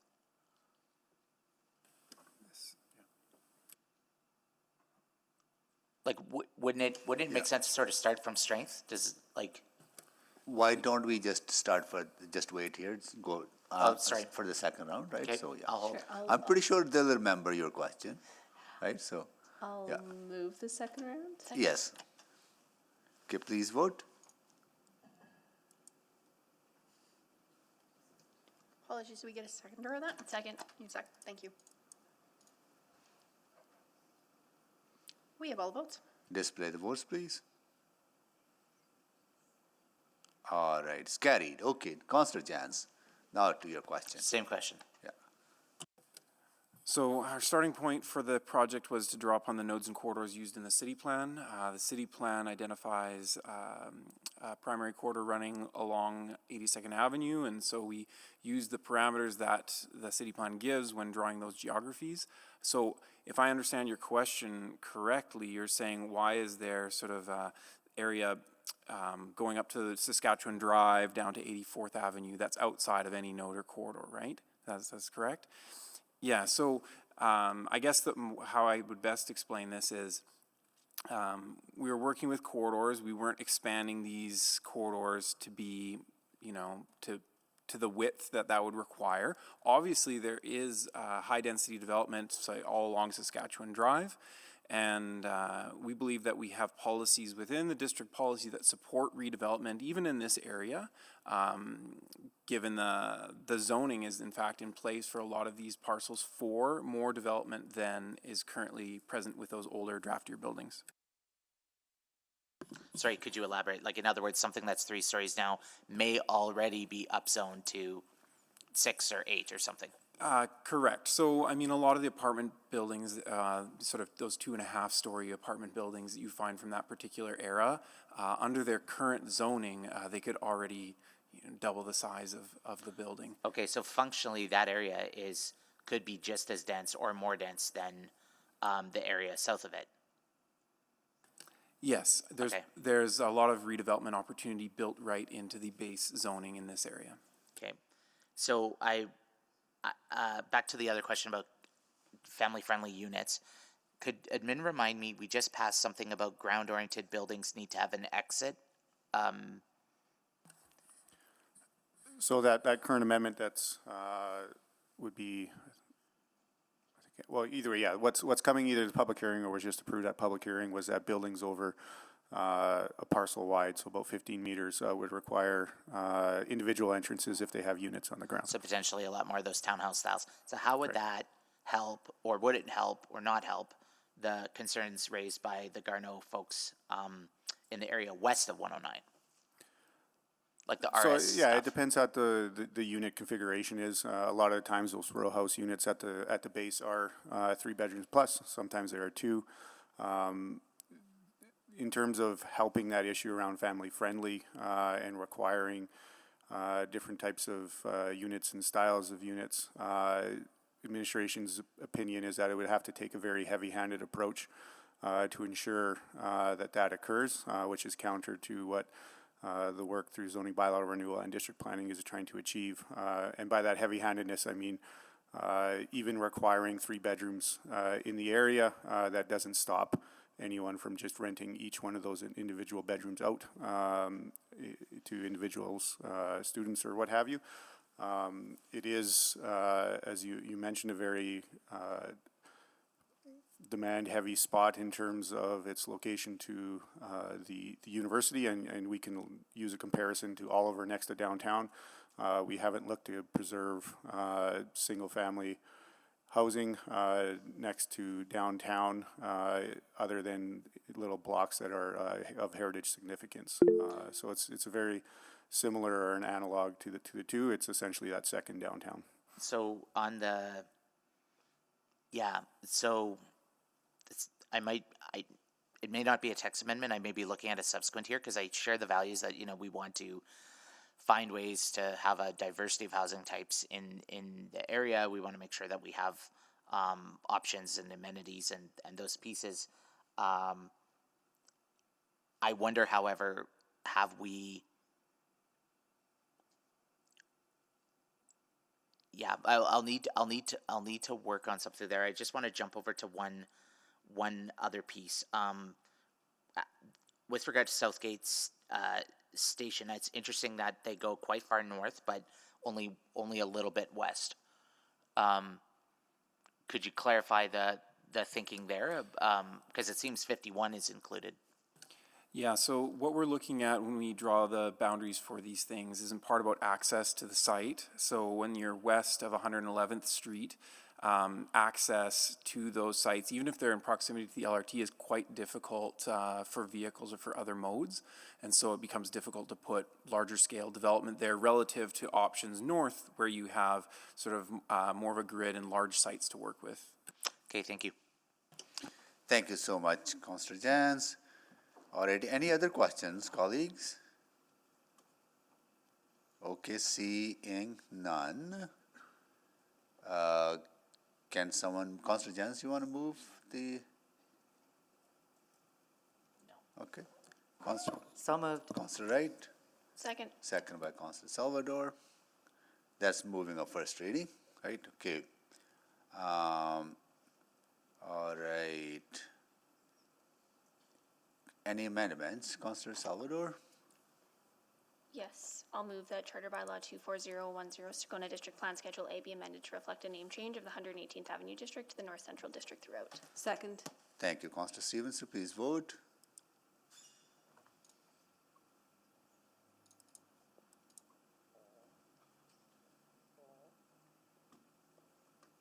We have all the votes. Display the votes, please. That is carried. Any other amendments? I'm seeing none. At this time, I will ask if council members have any questions to administration or to the public on any new information arisen out of the previous discussion. Seeing none, we have the first reading on the floor. Anyone to speak?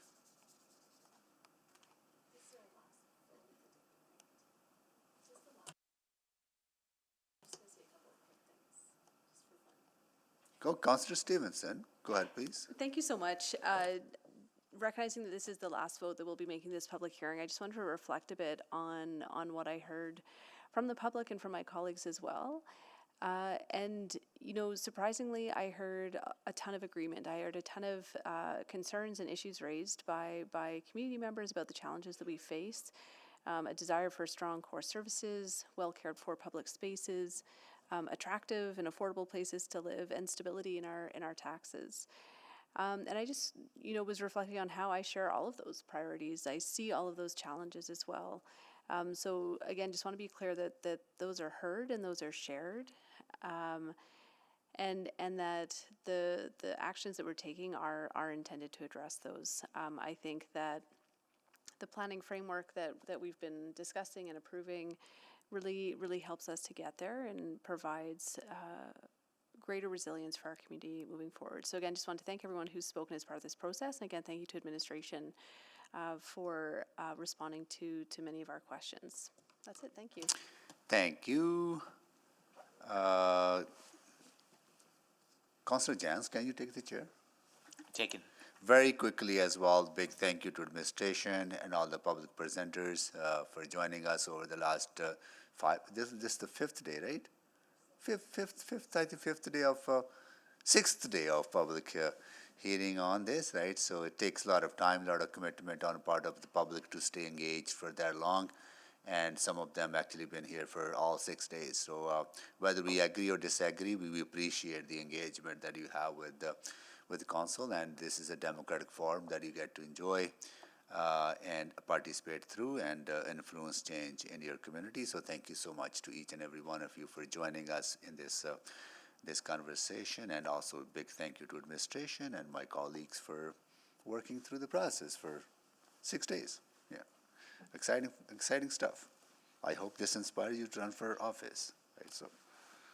I don't know, well, maybe discourage you to run for office. It's such a boring work sometimes, right? So, okay, all right. With that, I will take the chair back. Returned. I'll go to Councillor Jans. Thank you. Yeah, I think for me, one thing that's in conversation with a lot of folks, it's hard to imagine a different future than what the present is. And when you think about density, you kind of look at the barbell of what we have now. You think of like either a duplex or a skinny or a 5/1 6-story. And I really think the work that we did to advocate for point access blocks and single stair buildings is so critical, because I think if people can look and see, oh, we could see the kinds of buildings that are a little more European, a little more flexible, a little more, not the shoebox hotel style, but actually more choice and some really vibrant stuff. I think we would all see this is the kind of place where I could age in, where I could raise my children in, where all ages abilities could live. And so I think having a few of these creative examples to showcase early will go a long way to assuage friction. I would encourage anybody who's watching to check out the video from the presentation we did last year, the Better Buildings, Better Communities. It's up on my YouTube channel. It highlights some of these point access blocks and green eco districts and other pieces that I'm talking about from Seattle architect Michael Eliason.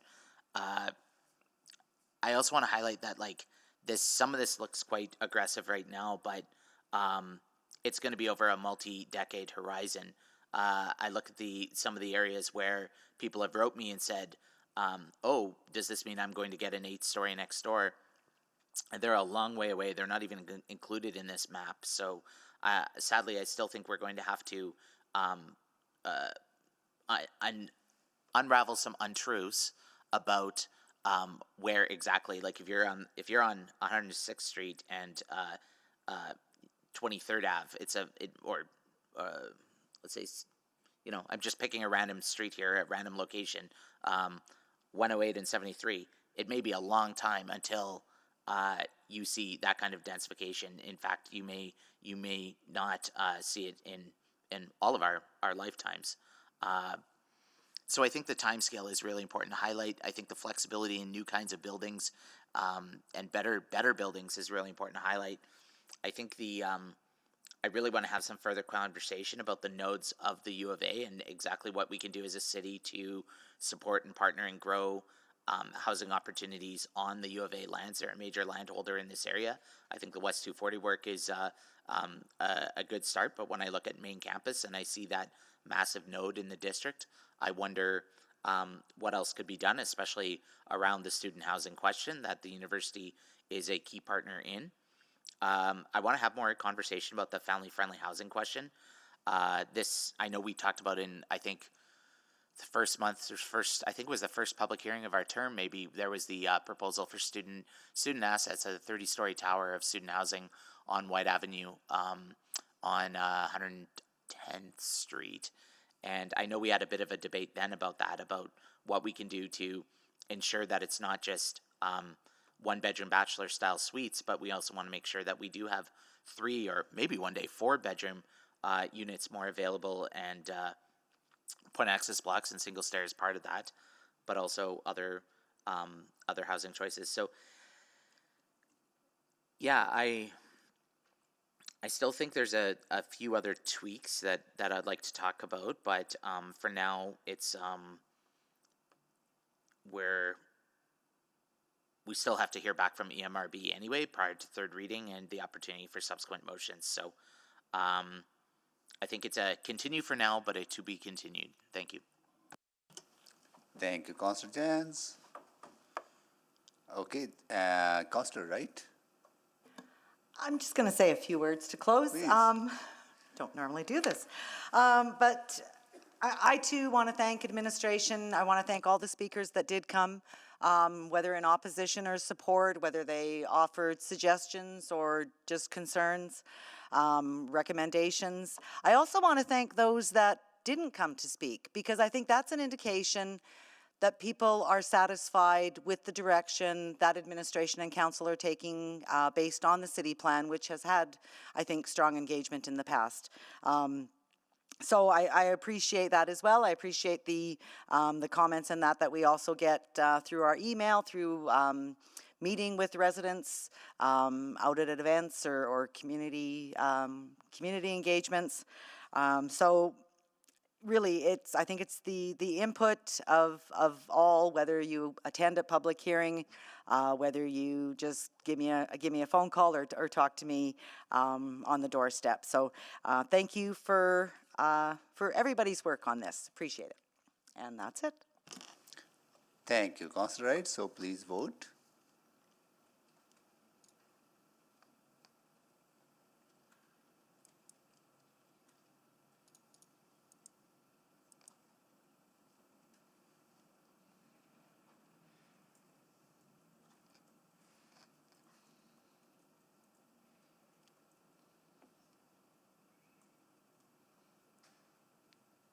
We have all the votes. Display the votes, please.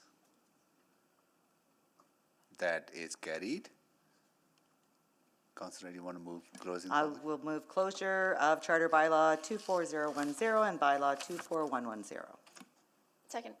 Thank you. Please vote.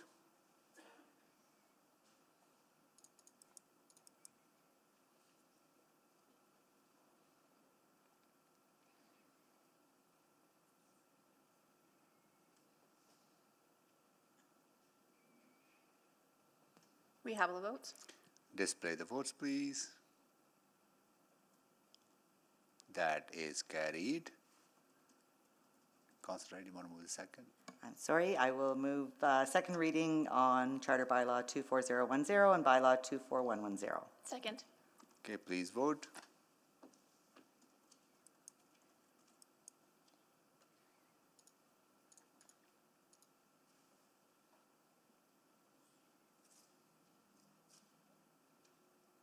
We have all the votes. Display the votes, please. That is carried. So that was the last bundle of bylaws. So to make sure, with the exception of 3.4, right? Everything goes to EMRB. Well, everything is paused. What needs to be referred to the EMRB will go there, and everything will return for third reading. On. We don't know yet when that process is complete. Okay, then at that time, when it's back through EMRB process to us, we will vote on the third reading. That is correct. Okay, any other things to be done? And so we cannot make subsequent motions until we That's correct. conclude We third make reading. subsequent motions if any or all pass third reading. And Mr. Mayor, just Yeah. wanting to close things off a little bit here. So these bylaws are now, have been read twice, your public hearings are closed, so your risk is dialed down. I just want to give a little bit of advice moving forward because these haven't been considered for third reading yet. So your requirement to have an open mind here, you guys have met that threshold, that's done now. But I would just caution council to be careful about receiving too much information about these outside of the process until third reading has occurred. Okay. Just a reminder and a caution because, they haven't passed officially yet. And yeah, so any decision you make on third reading should be in consideration of the information you received during these 5.5 days of public hearing. Okay, good. Anything else? You should call for notices of motion. Yes, notice of motions or motions without customary notice?